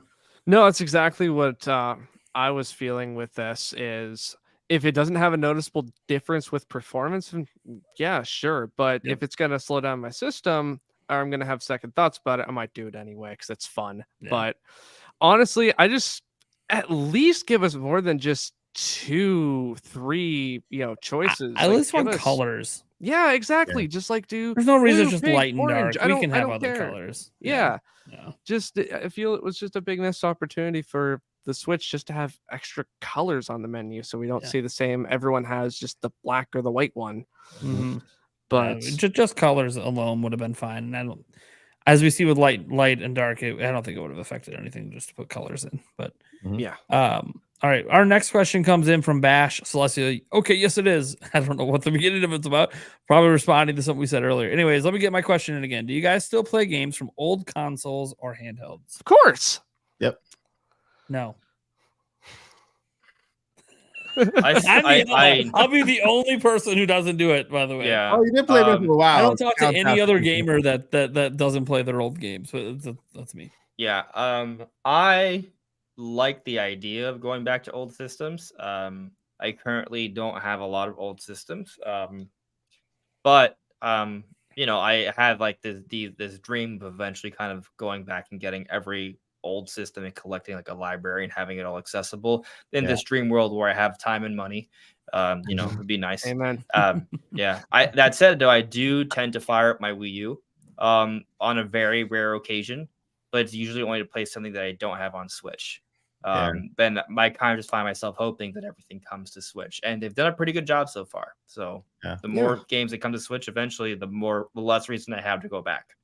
See, I like playing old games, but I want them to come to me. Like I don't want to buy old consoles to play them. I do have the NES, Super Nintendo. I have the Wii U right here. It's connected, but I don't like to turn it on. Yeah, I'm playing through Pokemon Stadium 2 right now. Like I like playing old games. But I'm playing it on my Switch. I want to play Wind Waker. I started playing Wind Waker, but I just don't like playing on the Wii U for some reason. I don't like the pad. I'm not a fan of it. Yeah, I'm not a fan of the big. Yeah. No, I like it, but I'm also an outlier that I don't play old games. I have NSO, and I can count maybe the amount of times I've even launched anything on NSO on one hand. I just don't play old games. Like when you talk about, keeping the old consoles or old handhelds, I have a DS laying around somewhere. I was about to say I don't have any DS games, but I actually think I do have 3 physical DS games still laying around. But I don't have the charger for it anymore. It hasn't been turned on since I bought a 3DS. I do not have any 3DS systems laying around. I sold the last one I had was a capture card version I bought from Japan that I sold when I got let go at Zelda Informer. I didn't realize that I was going to be a YouTuber, and the idea of capturing 3DS footage might still matter at some point. But thankfully Switch came out, so it ended up not being too big of a deal. It was mostly when I was covering Metroid Samus Returns that I was like, I used to have a system where I could record this thing. You can capture 3DS games. I had a capture card version of 3DS that I bought out of Japan. There was one company doing it in Japan. They're so expensive. It was like $500 a pop. So technically, you can use it to make the screen bigger. Yeah, you can hook it up to a TV. Yeah, that's the only reason why I haven't got a 3DS. Yeah, you could hook it up to TV. I don't know what they're going for now. They don't make them anymore. You can still find some of them secondhand on eBay. But they're super expensive though. Yeah, they were expensive in the first place. They were, and now they're even worse. Yeah. And I used it for walkthroughs and screenshots when I worked at Zelda Informer, because we did walkthroughs for a lot of the 3DS stuff. Majora's Mask 3D, Ocarina of Time 3D, Link Between Worlds, Triforce Heroes.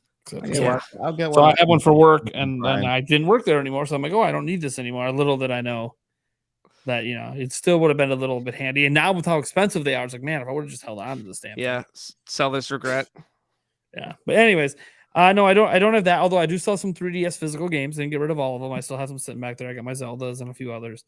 But I sold the Wii U to help buy a Switch, to help buy my launch Switch. Didn't have a lot of money back then, and I've never the reason I'm always okay doing that is because I just don't go and replay games. I'm very weird about replaying games. It's very rare that once I beat a game, I replay it. I mean, even Tears of the Kingdom, I beat it for the purpose of doing a review for the review crew over on Paul Gale Networks channel.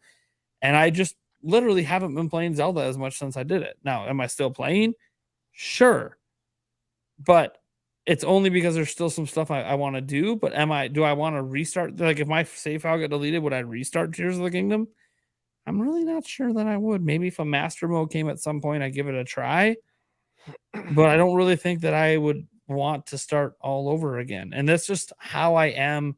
Because for me, the first time experience through a game is always the best experience.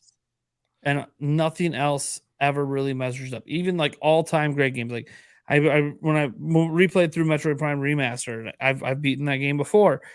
It wasn't as fun to me as the first time through. It just wasn't. For some people, it absolutely is. Ron just restarted, definitely is. I don't know how many times he's replayed it.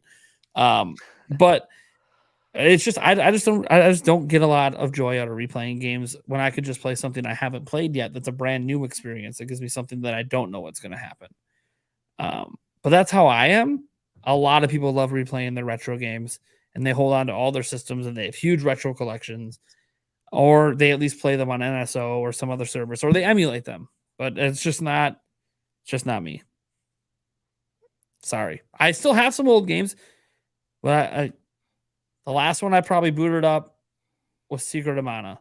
And I did that on the SNES Classic because Secret of Mana is one of my favorite games of all time. And even then, I only booted it up. I was just trying to introduce my kids to the game. I didn't actually play it. So, and they weren't into it. Too much text to read. I'm like, yeah, no, I get it. I get it. Voice acting, I get it. Yeah, okay. Yeah.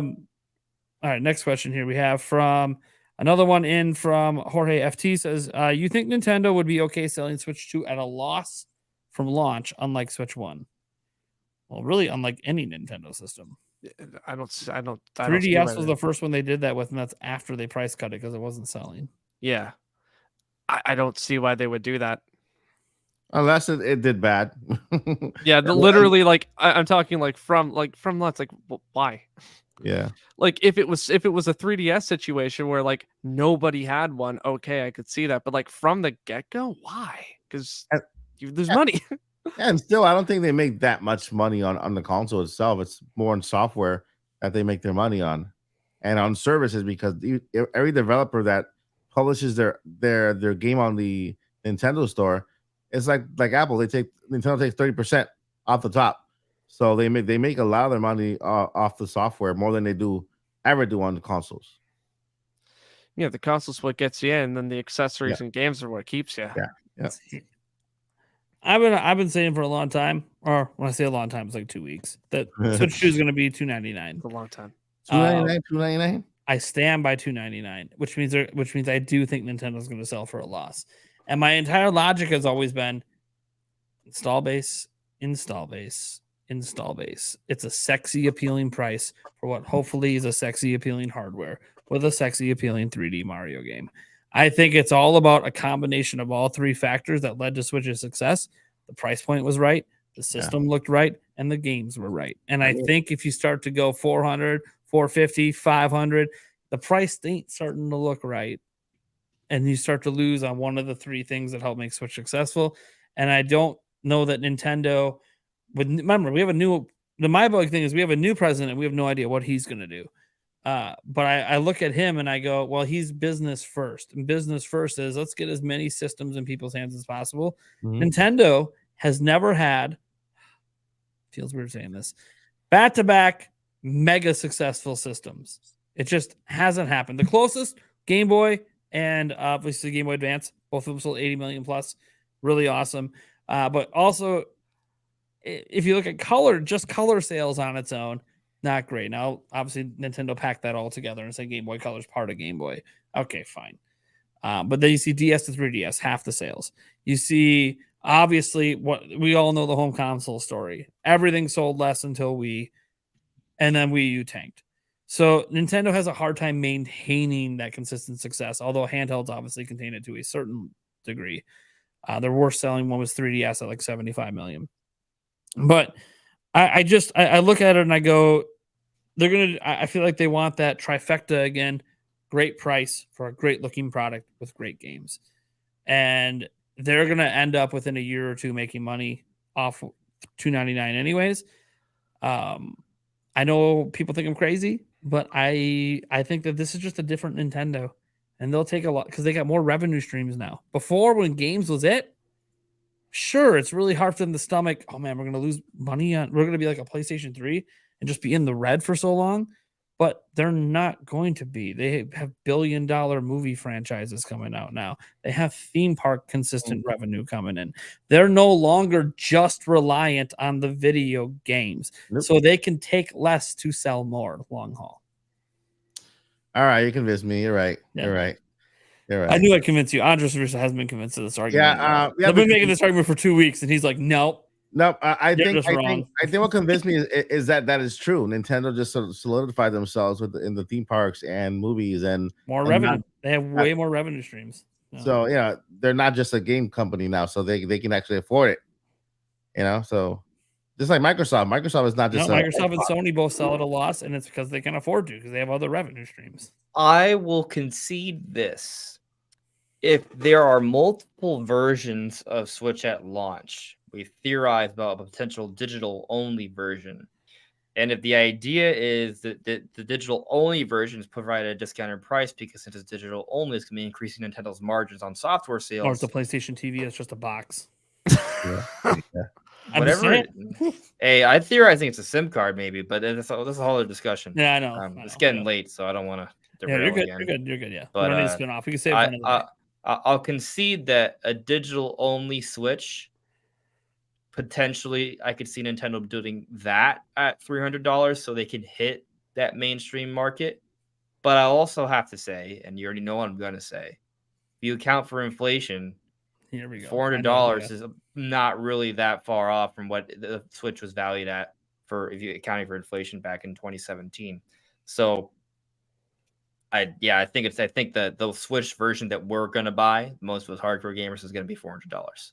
Yeah, but I we'll see what think happens. also that yes, we are there's inflation, but inflation hasn't completely caught up. A lot of people are still getting paid the same as they were before inflation. Yeah, our paychecks haven't changed. So much. yeah, so we are in the midst of inflation. I think that Nintendo has to they have a pulse on the market and know how much people are spending less now than they did before because they can't afford things now because things are a lot more. So if Nintendo announces within the next year, I don't think we're gonna catch up to all the way, like say, oh, we're in inflation and our salaries will catch up with inflation. We haven't caught up yet. We're still way below. I mean, the minimum wage hasn't gone. That's a political argument. I'm not gonna get into that. Yeah, it has gone up in my area.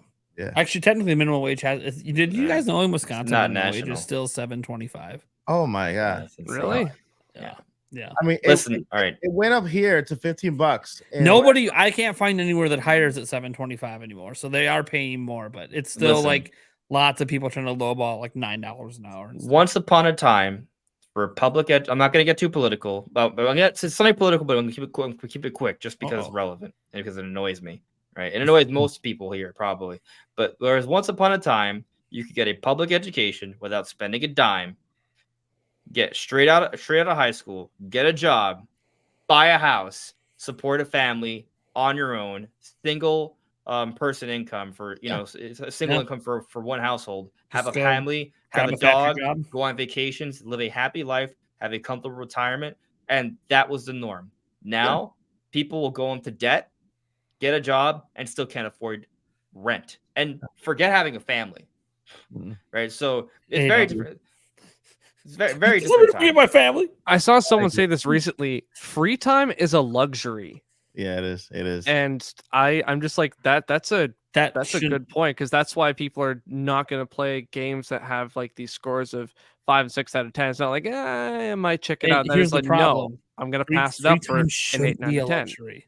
It shouldn't be a luxury. Exactly. We shouldn't be slaving away our entire life just to wake up and do it again. You want to know what is a luxury though? Video games. It is. Video games are a luxury. Right. Yeah. So it's going to be $400. That's it. That's the common. That's the common price point. A lot of people think it's going to be. So $3.99. I mean, hey, you saying Zippo's legit? Zippo said $3.99. No, correlation is not causation. He'll argue it is. Yeah. Yeah. I mean, like I said, I think I do think though, like if there's a digital version, that makes sense to me because then they're cutting down the margin. Like there's a financial reason behind that. Here's another point to make before I'm derailing. Whatever. Anyways, Switch is still selling really reasonably well at this stage with aged tired hardware, right? Like we're still selling not that far off from peak numbers at this stage of the game. So, what's the new hardware going to do? You do know that a card reader, like the little card reader that Nintendo has, that basically just remove that, make it digital. It costs Nintendo cents in how they buy it, right? Oh yeah, no, this wouldn't be the digital only wouldn't be a lot cheaper for Nintendo, but their margins for revenue would be better because it'll be a digital only system, so more people will buy that. That's the point. You can only buy games more money, so it's a much higher long revenue. Term. Yeah, right. Yeah, that's an argument I made I think last week. Was that one thing about making digital that cheap would be you don't care because every game you sell you make way more money off it. Yeah. But I do understand that. Yeah, like it wouldn't. By the way, the digital only version is rumored, right? It's not. This is not just speculation.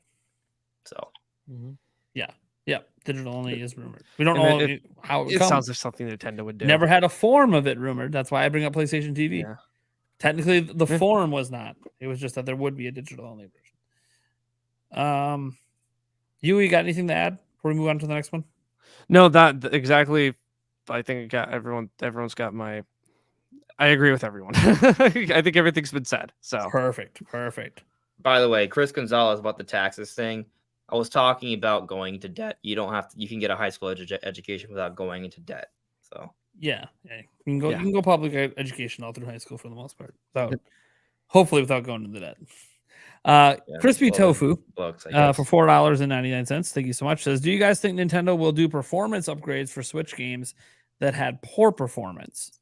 If so, what games, and will it be free or paid? Pokemon talking about it. That's a very this is like that topic that a lot of people dance around because we don't really know what to think because everyone else in the industry handled it differently. I'm gonna tell you what I believe is gonna happen. Okay. At least. I think that any game that has a unlocked frame rate or an unlocked resolution will experience natural benefits by being on more powerful hardware.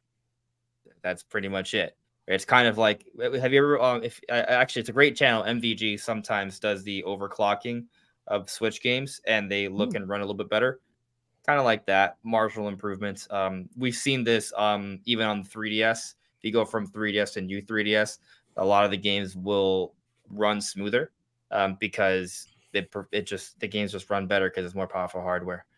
So I think that is going to happen. Now, is it going to be anything substantial? Is it going to be like that? That comes down to Nintendo going back and doing optimizations and patches and stuff for whatever developer. That's tough. And that I don't know. That part's tough. I'm not sure. I think select games will get improvements. I think if backwards compatibility will be a thing, Nintendo will issue patches for certain games, the major games, the ones that they want selling for people who haven't bought it yet, right? They could buy it and still and get that improved game on the Switch too. But for everything else, it works free. Yui? I'm gonna be honest. It's good depending on how they ultimately go about it, but like I really don't think so. I think if anything happens, it's all just gonna be just by nature of running through the hardware, but I don't think it's gonna be something advertised or anything. So I don't think they're gonna have to make you pay for it if it does happen, but I really don't think. I think it's just gonna be like a natural, just running on the newer hardware. If there's any improvements, but hopefully, because some games really, really need it. Mm-hmm. So my only counter I have to what Andres put out there that there'd just be some natural with the better hardware is I think they're gonna run these Switch games via emulation, and emulators need more powerful hardware to even run them at the same speed as the original hardware, and I don't think the gap is going to be so large that suddenly it's going to be able to get better FPS. So I sort of think they're going to run mostly the same, assuming there is a layer of emulation, which I think is basically Nintendo's workaround to everything that MVG, Modern Vintage Gamer, said would make it hard about running Switch games on this hardware. The solution is you just have an emulator that emulates all the games. Right.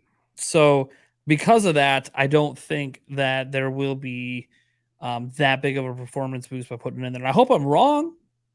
Yeah, maybe via emulation they can automatically apply DLSS to all games, and that already would make things run better. Or maybe they have an automatic layer that allows FSR or something. I don't know. I'm not saying that there aren't workarounds, but that would require Nintendo putting in that extra work on top of emulation. But I don't know that they will. So I'm not so sure that we're gonna see better performance. I hope we do. I hope I'm wrong. I hope when we put Scarlet and Violet in there, it's just constant 30 all the time. Yeah. There's no hardware reason for it not to be, other than the game just wasn't made for that hardware. Imagine they do emulation, but with Switch at max settings. Yeah, maybe they allow the emulation to run at higher clocks. Right, because the Switch has it. It's in there. Yeah, let's X1 run at base clocks, basically. It maybe. And that would be another incentive for backwards compatibility and dropping the Switch in favor of the new hardware. Sure. So if people find out, oh yeah, this runs better on the new hardware, or Nintendo, God forbid, promotes it, that's going to drive sales even more. Like, of course, I'm gonna buy a new the Switch 2 on day one if it's gonna play Switch games better, not just emulate them, because I want to play Scarlet and Violet and not have it chug. Sure. I think it's a good selling point, especially if it's at $400. I think I just don't think it's going to happen. And I think some of it is a little bit of corporate greed because they want to sell you new versions of the games that run better. Yeah. So I just sort of think they'll let the backwards compatibility be there, but they want to sell you the 4K 60 FPS versions, which they could do anyways. Yeah.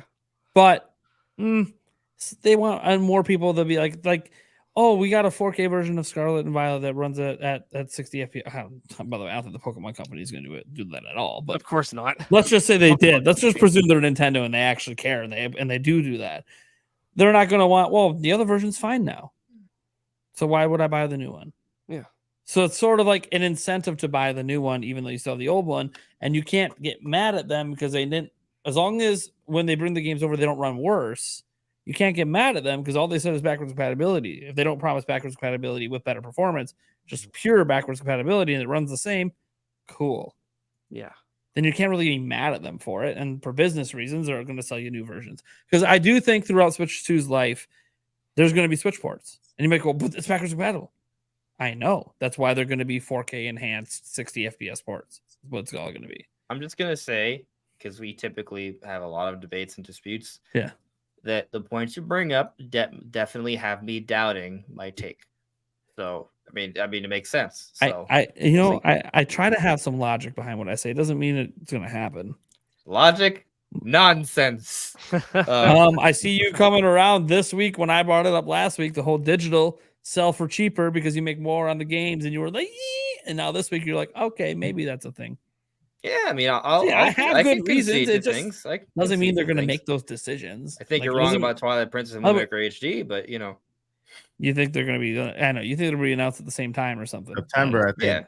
Yeah. I just don't see that happening. I mean, we'll see. I'm not convinced on that one. That it's hard to even. I know that Andy Robinson and others said oh yeah, the games are done.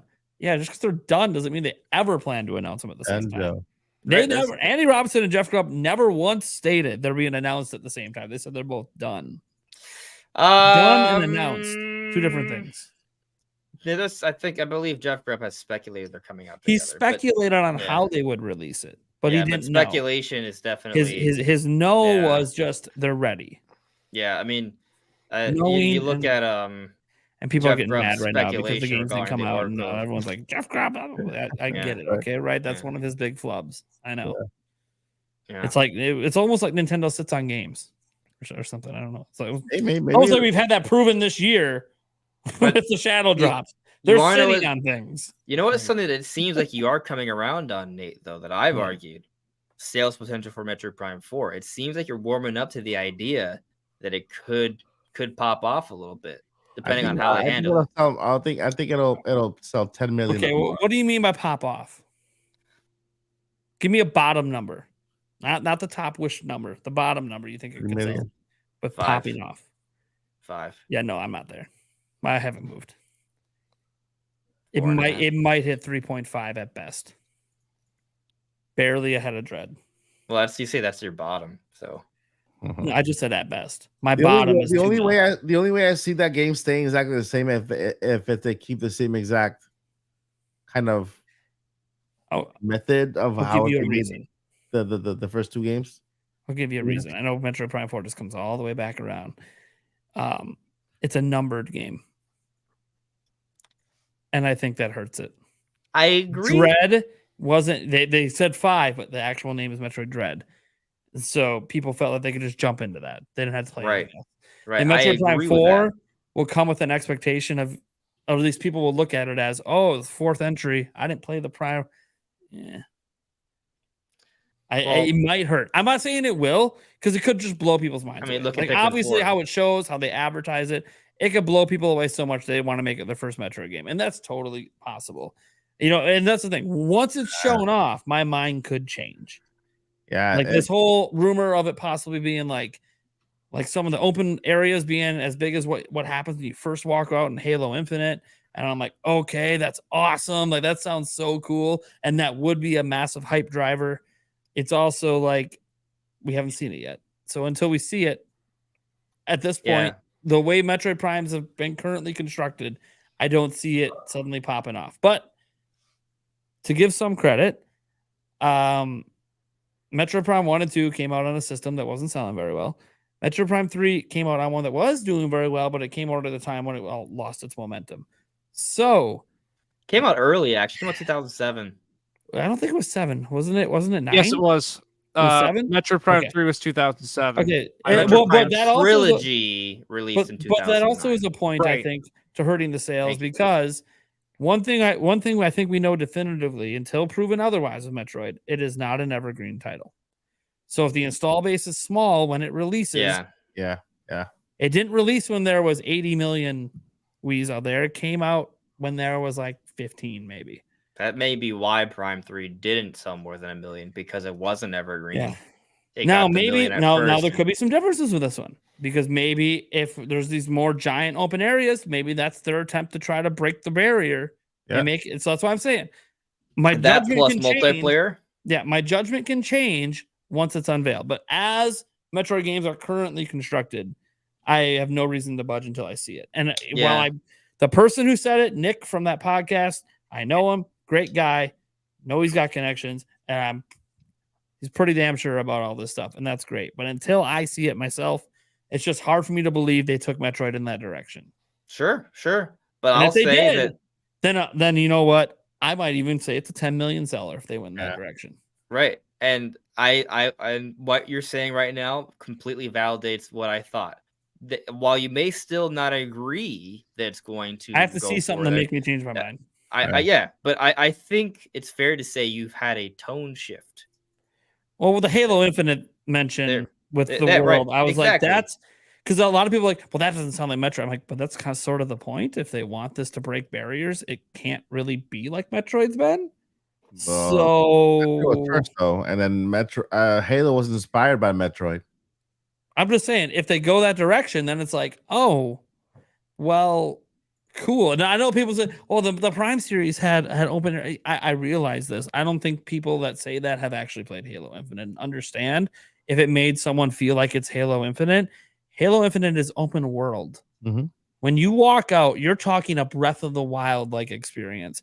I'm sorry, that has never happened in Metroid. I don't care what people say. Yeah, Zelda games before Breath of the Wild were bigger than Metroid. Like Yeah. Zelda was more open than Metroid was in terms of like exploration. Yeah. Right. So we've It had open vast areas in Metroid Prime. They weren't that big. No. they were In hindsight, to pretty much any modern game, they weren't very big. Metroid So to games had imagine smaller them- areas than Zelda games. And by the way, he never said it was an open world. He Yeah. just said, I don't want to tell you it's open world because the guy didn't use the term. He said, just it looked massive like Halo Infinite, which is an open world game. So it's one of those we have to see. But the point is, if it's got open areas that are just, let's say as big as the Great Plateau, Yeah, that's massive. that is. That's huge for a Metroid game. So like, That's yeah, that completely changes the different, yeah. narrative. And a lot of people that have heard this go, well, that doesn't sound like Metroid. I get it, but that would be the point if they want to break barriers and It make would be this an a mega evolution seller. of the series. Yeah, it would be right? trying to make this a mega seller. Yeah, But by the way, that doesn't mean it can't still feel very Metroid. And we It can can't- argue that this kind of follows a pattern Nintendo's been doing. Obviously, Zelda, they went with Mario Odyssey has giant open areas. It's not an open world Yeah. game, but the open areas are massive. yeah. Went on to sell phenomenal. an If emphasis you want to on go with a game that doesn't exploration. necessarily have big open areas, but does have big areas, look at 3D Kirby. That was a whole new direction for Forgotten Kirby. Land. Forgotten best-selling Land. Kirby. It like doubled the sales of the best-selling Kirby game ever. Bowser's So Fury. Nintendo seems to want to take all their IP and take the barrier they've had with sales and smash it down. This could be a potential way to try to make Metroid be a 5, 6, 7, 10 million seller is by smashing barriers, by doing something that's very un-Metroid like. By the way, I'll just add they did that with Pokemon too. Yeah, with Pokemon as well. They did it with Yeah. Legends Arceus, Yeah. and then they really smashed it all Well, down. even Scarlet Sword and Violet. Shield, they introduced Shield was the wild beginning, areas. yeah. They had pockets of open exploration. And that was yeah. So And I'm not saying open worlds for everything. And I understand, people that might say if this game is open world, that then it's not really like Metroid. That's okay. People said the same thing about Breath of the Wild and it sold 30 million copies. Nintendo is a business. They care about selling. If it doesn't feel like Metroid, doesn't feel like pure Metroid, just has elements, but it sells 15 million copies, Nintendo is going to be pretty damn happy. So, gotta remember, Nintendo's a business. They're not always like, oh, we're going to keep making. And by the way, it does sound like Mercury Steam might be working on another Metroid potentially. So, you're still going to get some classic Metroid action. I just know Prime in specific, if they go in a massively different direction, well, you'll always have the first 3 games. that game has such a large budget. I feel like they want this to do well. Yeah. I think they're treating this like a massive AAA game, which means they might be breaking some barriers. Just going back to the point, everything you're saying sounds like a tonal shift. I understand you're not ready to buy into it yet, but you're open. Because I don't believe they're making a tonal shift. I just can't believe they're going to do it. That's all. Yeah, which you might go, that sounds insane. Look at all these other. Okay, yeah, but Retro Studios' last game was Donkey Kong. Like, all the teams that did the Prime, maybe all the guys from the prior Prime games not being there is why this is happening. I don't know. But again, rumors are rumors, and I don't have any personal direct knowledge. Yeah. So we'll see. We have one more question that we had in. Remember, guys, if you have any other questions, there's still time. The podcast isn't over. You can super chat, get your question. Otherwise, this is the last one we got. From Samuel, talks about games. How do you guys think they expand NSO with the Switch 2? Maybe a Nintendo Game Pass service, perhaps maybe even Xbox Game Pass coming to Switch 2. Man, people really want Game Pass. Yeah. I get it. It's one of the greatest values in gaming. And with Nintendo, the value would just be absolutely insane. Holy crap. Yeah. Let's use this one with the prior question. If you pay for expansion pack NSO, you will get free visual performance upgrades for your Switch games on Switch 2. No, I don't think it'll be that way. Well, it's my dream speculation wish list prediction. Okay. Yeah, if you have the top tier of NSO, it's free upgrades. I disagree. I think I think it'll stay exactly the same as it is now. And I think they'll just continue to add more consoles. I think we're gonna probably get another Sega console, maybe Dreamcast. I think Dreamcast and GameCube are both gonna be eventually on NSO. Saturn, give us Sega they'll probably Saturn. put Saturn. Dude, I think all the Sega systems will probably eventually just be on all Switch of them. And I think believe it or not, I think that even consoles like Atari could have potential of making NSO. Yeah, the whole Sega thing opens the door to if Nintendo can get contracts with other companies. But they're not clearly going to get one with PlayStation, and I doubt Xbox is going to do much.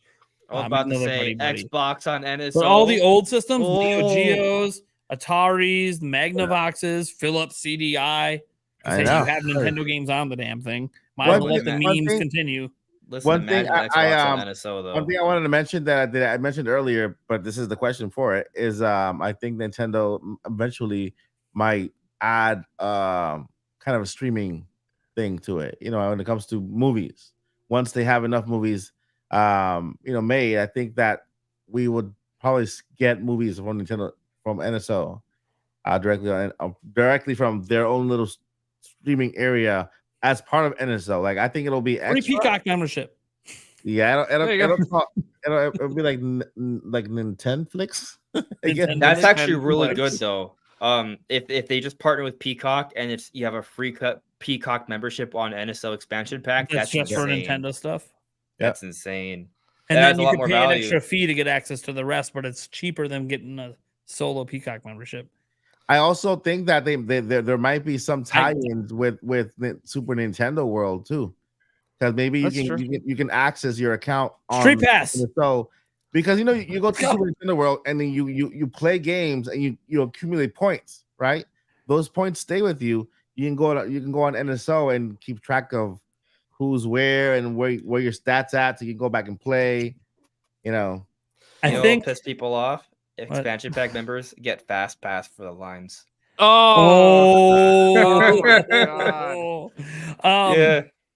So I think there's ways they could expand NSO. One way that they're going to tout as a big deal is because it was a big mess up on Switch. They're going to bring local voice chat and just the ability to message your friends to NSO only on Switch 2. And they're going to act like it's this really big deal when it's just a bog standard feature of every platform but Nintendo's. Yeah. It just is what it is. And what they'll do is they'll add the messaging as well to the phone app, and they'll do what everyone else does. You'll be able to do it through the phone app or locally on your system. So if you're not with you don't have your system with you for some reason, but you want to message a friend quick who's in a match on their Switch, if they want to play later, they'll let you do that from your phone. Again, this is all stuff you can already do with PlayStation and Xbox through their applications. Mm-hmm. So they're literally just modernizing their online platform. And I think that they might try to make a big deal out of that, which in the end, it is a pretty big deal, but it shouldn't be because it should just be the way things already are. But I think they'll do that. I think they're obviously going to have more systems, a lot more games. I think Nintendo's goal with the subscription side of video game access is intended to be, we want to have the #1 retro game subscription service in the world. And to do that, they're going to have to get all these other systems that they can along with their own on there, and as many games as they can over time, and as many licensing rights as they can. And I think if NSO carries straight over to Switch, and we already have all the games already on Switch's NSO on the new one, that'll be the first time Nintendo's ever carried it forward. They never did it with the Virtual Console. It'll be the very first time they've ever carried it forward to the next system, so they're not starting all over, which allows them to focus on more expansion, which I think is something Nintendo is going to plan to do. And eventually have the #1 retro game service on the planet, obviously minus PlayStation and Xbox, which is just, who knows? Maybe Xbox comes around. Xbox and Nintendo are the ones that are really buddy-buddy. Then I'm like, oh, well, they have to let OG Xbox games on there. It's one of those, like, man, the idea of playing the original Halo on there, it's just like, maybe Microsoft could come to some deal, but I don't think PlayStation ever will. They care too much about keeping things internal. So, but I think that is one way they could expand. Now, as for like a Game Pass service, look, that's the dream. Right? Like, as someone who buys like all the Nintendo games, I would love to just pay, say it's $150 a year. I just pay that and have all the Nintendo games every year. Hell yeah, dude. You know how much money I'd save? Yeah, for real. It would, with the amount of games they release, it would instantly probably become the most subscribed to service on the planet in terms of video game systems. It would just soar past PlayStation Plus because it's like, look at the sheer amount of content you would get. It's insane. And it wouldn't be like Game Pass where some people are like, oh, well, we didn't get any exclusives last year. Or, excuse me, is there a year we don't get exclusives from Nintendo? No, there isn't. Thank you very much. We get several every year. Like a bad year is where we get 4. Okay, 4? That's like a top year for PlayStation. They drop 4 exclusives in a year. Yeah, but a good year for us, we get like 12. So so like it's one of those things where I think that there's going to be no way that Nintendo does it because they just feel like they make too much money on game sales. I don't think Nintendo would ever do a service like that, at least for the time being, so long as their games remain evergreen and can keep selling evergreen. They're still selling 2017 games for full MSRP in 2023 and selling millions of them. So it would take basically all of Nintendo's games stop being evergreen. And I just don't know that we're in an era where that's going to happen. Maybe it happens in an all digital era at some point. I don't know. But right now we're not in an era where that's a thing. So I don't think that happens. That's where he does mention, Samuel mentions the Xbox Game Pass coming to Switch 2. I don't know that Nintendo wouldn't be open to a partial Game Pass service on their system, but Game Pass so far requires Xbox Live. And right now no one else has been willing to like let Xbox Live live on their system a long time, their subscription. So it would have to be a custom version of it that only has like Xbox exclusives because third-party companies probably won't want to be tied into that. And then it would have to be at a cheaper price and have to work with Nintendo. I'm not saying it can't happen. I'm saying that a system where Nintendo and Microsoft work that closely together would be a long ways off. Because Nintendo would want part of the revenue as well. So, obviously. So it would all be a long ways off. I'm not saying it's an impossibility because Microsoft wants their stuff everywhere. I just think that for that level of working together, I mean, Nintendo needs a modern online system before Microsoft would even consider trying to do it without Xbox Live. So, I do see a possible rebranding of NSO. with the new system. Is it because you don't think it'll be if- called a Switch? If they have a new name. Yeah. See, I think NSO is the biggest indicator they intended this to be the Switch brand to last a hell of a long time, because this is a subscription service they named after the Switch. Yeah, so it could be Nintendo Online, and that's It could drop the S. Yeah, that's the easy solution. yeah. Or it's just Switch 2, Yeah. and they just continue to call it NSO the Yeah. same way it's You what mean, like you mean like they PlayStation should Plus, do? I know. We all know Xbox that's what Live they is should do. Xbox Live. Like, yeah, so We have one more question coming Nintendo late here. Online, Nintendo Live. Crispy Tofu. With all the talk about Switch 2 controllers, I'm just curious. What's your favorite controller of all time? Any console, any reason? Well, I think Andres already gave his answer, right? Eh. It's not your favorite controller? I like the the giant A button. I've always liked No, that. I don't like. I mean, I love the GameCube controller. I think there's many great things about it, but I think my favorite controller is the Switch Pro controller. And I don't own a PS5 yet, so I don't know if the answer is Mike Odyssey's controller, but it might be because I've heard so many Okay. good things. But Switch Pro controller is actually my favorite controller. Yui, what's your favorite controller? Xbox 360. I On still Xbox use- One, huh? I never played Xbox One, so Okay.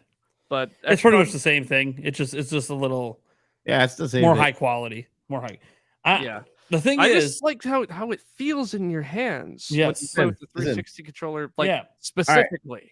The best controller I've ever used for the Nintendo Switch in a pro line of controllers has been the controller for forgot the name of this thing. They discontinued it from Google, the streaming service. Stadia controller. Stadia. Oh, Stadia gosh. controller. Yeah. Yeah. I have that's the most. It's even more comfortable than this one, than the PS5 one and the Xbox one. It's just So it's pure quality. the most comfortable controller for me to hold has always been Xbox and the Xbox Series controller. But it's not my favorite controller because it has a lot of drift issues. I don't know why it doesn't get talked about more, probably because not as many people own it. But this is my 5th Xbox Series controller in the last year Oh, because, wow. because of drift problems, and they won't cover it under warranty. They're expensive. And the only game I've been playing is basically Madden. Yeah. So I'm not even doing like something that's super intense on the sticks, and it drifts every single. This one isn't drifting yet. I don't know if it was a design flaw with the early controllers, and this is now because this is the first one I bought that was one of their more custom designed ones they had, and I haven't had any problems with it since I bought it. So I'm like, if that continues, then I wonder if it has something to do with their the company, whatever manufacturers putting together their white and black ones, specifically if this one doesn't have that problem. So I am a little curious to look up how the parts are being procured, find out if there is a manufacturing difference, because again, I haven't had any issues with this one, but I've got 4 other these. They got 2 white and 2 black ones that all 4 of them had that problem, and they got them very quickly, like within 2 months. Oh. And I only play Xbox like a few hours a week, so it should not be happening, but it's a very common problem a lot of people are having. So that being said, because of that issue, I can't call it my favorite. I've dabbled with a lot. The PlayStation 5 controller is probably my favorite overall, all-around controller. It's not the most comfortable for me to hold, although it's the most comfortable PlayStation controller I've ever held. The prior ones were all too small. All those dual shocks, they all made my hands cramp. This one doesn't do that. So this is my most comfortable PlayStation controller, but it might be my favorite because of the feature set. It's all about the feature set of this controller. The rumble is absolutely amazing in combination with these triggers. It is something that you just need to experience to understand. The sticks, I've had no issues with the sticks. I know some people had some issues with the launch model sticks. I haven't had any issues. I absolutely like it. The only thing that maybe not as great is they do go with a little bit of the broken up D-pad. So for people that like to roll, it's not quite as easy to roll as say on like an Xbox D-pad or something, but I am not a big D-pad user, so for me it doesn't matter as much. I really love the overall controller of this, but it's not the most comfortable to hold. Just in terms of comfort when I'm playing, it's the MobiPad. It's a Switch controller, third-party controller. It's more comfortable to hold than the Switch's Pro controller. Otherwise, it'd be the Switch Pro controller, or this one's super comfortable to hold too. But again, the stick problems make me not want to even mess with it. So I really like this one a lot for holding. The Ghoulie Kit King Kong Pro 2 is the best Switch controller, in my opinion. But this MobiPad one is the most comfortable to hold. I don't know. There's a lot of controllers out there, and I can go through a whole laundry list of ones. I had like a whole bucket full of controllers. None of us were going to say Joy-Con, so you can guarantee that. I actually like the Joy-Con because you can What is play your like favorite? this. No, my favorite. We can play like this. Oops, hit the mic No, like my this. favorite thing with the Joy-Con is this. laying down and just having it at your hips. Like, it's great. I love it. But Yeah. actually a third-party Joy-Con that you can also do that with. I'm a big comfortable. fan of the Nintendo 64 controller because when I get bored, I can just hold another grip. I'm just kind of kidding, but yeah. You really like what's right in the middle, right? That middle The joystick that breaks. that breaks and spews white. Yeah, that's the one. That's the one. You know, if you pet the back just right, you trigger. I do think the L, R, and Z buttons are really good. Okay, unironically, I will agree with that. Dude, I will say for shooter, that's what made it so great for GoldenEye was, dude, having like you literally hold that middle thing with the control. It just felt like you're holding the gun. It was sweet. It was a good Yeah, that trigger. was the whole idea with it. But like for So, other games, I don't know, hitting the Z button in other non-shooter games did feel a little weird to me. But because it felt like it was specifically for shooters. But whatever, you got used to it because basically it ended up just being your shoulder button as you would hold it like this and have your other hand over here. It just looks so weird. It was funky. I also think it's funny how the GameCube controller was like Nintendo's way of admitting they were wrong about the N64 controller without admitting it because they just made it really funky. So it's like, hey, we didn't copy. Hey, we could have got the PlayStation Boomerang controller that was on display as a prototype. Gosh. Maybe that's the best controller of all time, and we've just never gotten to hold it. That's true. Who knows? I kept thinking, like, why would they? I bet you it just looks ridiculous, but actually, when you go to hold it, you're like, oh, this isn't actually that bad. Besides hitting my stomach all the time, this isn't that bad. You want another thing that bothers me about controllers? Whenever people play on Switch, they're like, why are the A, B, X, and Y wrong? I'm like, no, they're not actually wrong. You just missed out on Nintendo back in the day. Yep. Nintendo Because of the Wii GameCube stuff, it threw everything off. All right. Well, I think that's going to wrap it up. Thank you guys so much for the super chatted questions and all that and supporting the show and getting your fan topics in here at the end. I do appreciate it. It's something that we added a couple weeks ago and we just added every single week so people know. Literally, it's just like as little as $2 or whatever to get your question in. And right at the end of the show, thank you guys so much for that. If you want to support the show beyond that, you can go to patreon.com/Nintendo Prime for as little as $1 a month and support the show more directly. And otherwise, let's go around the room, tell people what we got going on and where they can find us. Let's start with the avatar, Yui. Yes, I am the avatar. It's my secret. Okay, but anyways, yeah. So, do I just plug my stuff or? Yeah. Okay. Or any content you've coming up you want people to know? Go ahead. Sure. Advertise. This is Advertising Central. Awesome. Yeah, so I'm a YouTuber. I do a series called English Dub History. I just did a video about it's called Whisper of the Heart. It's a Ghibli movie. Next episode is going to be a series very few people have heard about, but it's been hotly requested. Cyborg Kuro-chan, and then I've got a couple more things later in the year. I'm also looking to stream a few things and talk about it. Just went to a con here in Columbus, and I was going to talk about that this week, and then I remembered, oh, right, I have a bunch of stuff to do on Friday. So I don't know, I'll do it one of these days, but that's what's coming up. Nice. And his channel is linked down in the description. And I believe Charles Trudell, I think, threw it also into the chat for those watching the live version. If you're watching or if you're listening to our audio version, you can get your questions in by watching our video version at 8 p.m. every single Wednesday on the Nintendo Prime YouTube channel. But you can also find links to stuff down in the description as well. Mike, what do you got coming up and where can they find you? What's going on, guys? You can find me at Mike Odyssey at the Odyssey, like youtube.com/Mike Odyssey. What do I have going on? Well, I have a huge marathon going on from here to Mario Wonder release, streaming every single night. Spinning the wheel, by the way. Here we go. The wheel is right here. Right now, it's actually configured to the giveaway for the Mario Wonder copy. So basically, I already spinned it once. It fell on number 3, so I'm giving away 3 copies. The chat wants me to spin it again, so I'll spin it again. And if the number goes up, then I'll give them I don't know, copies. If it goes down, then I'll just give away that amount. But that's part of the stream. Oh. And then every single last Saturday of the month we have a tournament, Mario Kart Splatoon and Mario Kart Splatoon and Fall Guys, and where we also spin the wheel. This is called a thank you wheel.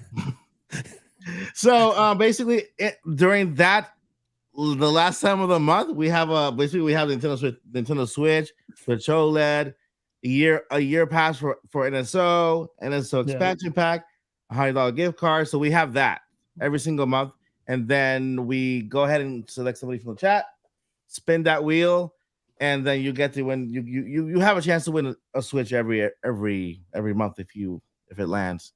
And a whole bunch of other prizes too. So then we have a jackpot part, like a little jackpot. If you land on jackpot, then you can just choose anything on the board.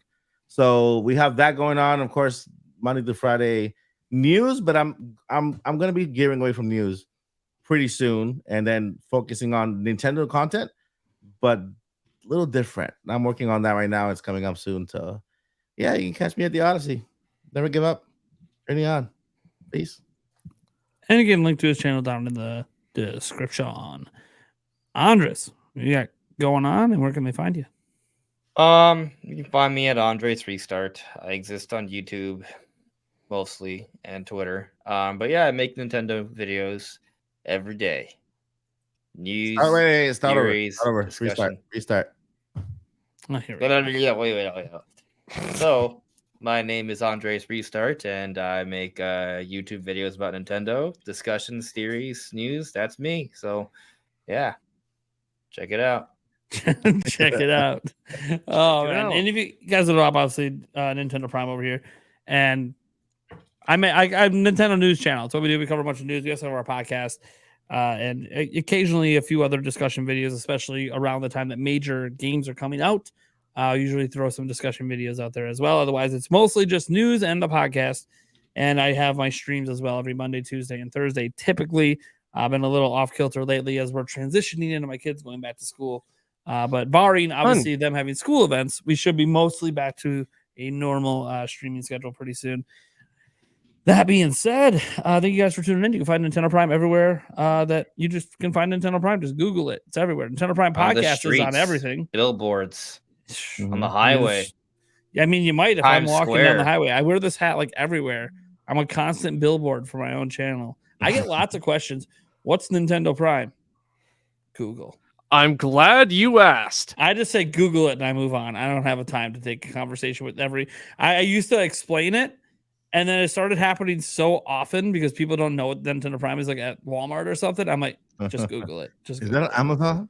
Just Google it. And the weird thing was, one of the times that someone Googled it, I was leaving the store and they were trying to find me.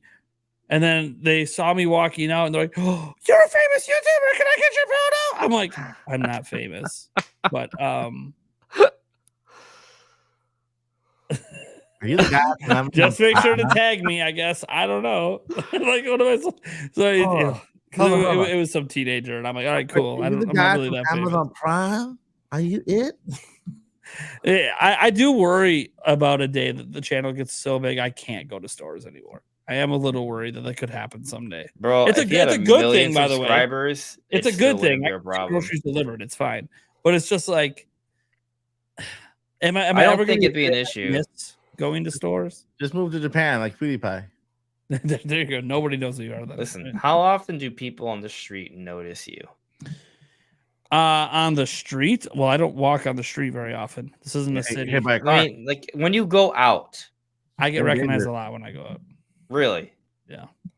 My hometown's starting to like know who I am. Oh, maybe And you're I in a don't- small town, but I am in a it's 13,000 people, but it's small. it's very rarely happened to me. And it was years ago. One time I was in an Uber and someone was like, "Oh, are you Andres Restart? Watch your Smash videos." I'm like, "Yep." Wow. Wow. Yeah. I actually had this happen once at a con in DC. So DC is an 8-hour drive from here. I had less than 500 subs on my channel, and I do panels at cons, and I did a panel. I got done with it, and someone's like, "Hey, I loved your video about whatever." I'm like, "Oh, wait, you're a fan." And it was one of the most surreal things Yeah. to me that someone The first so far time is away. Yeah. awesome. Yeah, the Yeah, first so- time was great. Yeah, from so far that- away. When I went to E3, it was the first time that happened back in 2016, and I was Yeah. like, "Wow, people know who I am." This is kind of, and I wasn't a YouTuber back then. I was just a editor in chief of Zelda Informer, so like my face wasn't on really much of anything, and yet Yeah. they knew who I was because my profile picture had a very very tiny picture of my face, and they recognized me. Mhm. And That's I was amazing. like, "What the hell?" Are you Maybe that I'm bro, I tiny don't know. picture? Well, at an event, okay. I'm just to be fair, at an event like that, or like PAX, or like at an event where gamers are gathering that specifically watch our kind of content, it's obviously a lot more likely that you'll get noticed by somebody at some point, than obviously not. Like just walking randomly to the pizzeria down the street, you probably aren't going to get recognized. And I'm not going to act like when I'm walking downtown Chippewa, people stop. But it's when I go to the local pubs, or if I go to surprisingly Walmart. In my town, I get recognized quite a bit. Now, the next town over, which is bigger, they have like 300, 400,000 people. I don't get recognized as much there. There are some places I go where I will be. Yeah. If I go to the mall for some reason, but a lot of other places I don't. It's weird. And I don't know. I used to never get recognized here. I used to only get recognized when I left Wisconsin. So I don't really know what happened. Or if there's just somebody who figured out who I was and they're just spreading it all over Facebook or something. Yeah, billboard. That's what I'm starting to think. Like, I don't know really how it happened. Guys, this isn't me saying I'm a big deal. I don't think I am. It's just kind of, it gets Cool, to the that's point cool. sometimes it's a little weird. Yeah, but it's cool. It's progress, which is cool. It's Yeah. progress, and it makes you feel. It makes you feel good. You're not. I lie just don't about it. want to be Mr. Beast. Yeah. He can't. He Oh can't my go God, anywhere. He literally can't go anywhere. Yeah. In I don't Orlando, want- I don't listen, wanna in do it. Orlando to get recognized in Orlando. But I do get recognized only in gaming stores. Yeah, Disney, that's a big one. Disney, Universal, and SeaWorld. Like because in Disney is international, Universal is international, Yeah. SeaWorld is international. So you get people from all over the world, and Yeah. so nobody from Florida. Anyways, it's neat, but we're gonna wrap the show up there. Thank you guys so much for tuning in. You guys are amazing and awesome, and we'll be back same time next week. I can announce this And actually the Prime to Burger. the people that are still listening to our audio version or are on our video version. We have Switch Force coming back on next week, so look forward to him returning on. All right, guys, catch you later. Please. I'm waving. You can't Very see it. Someday I'll set up a proper outro.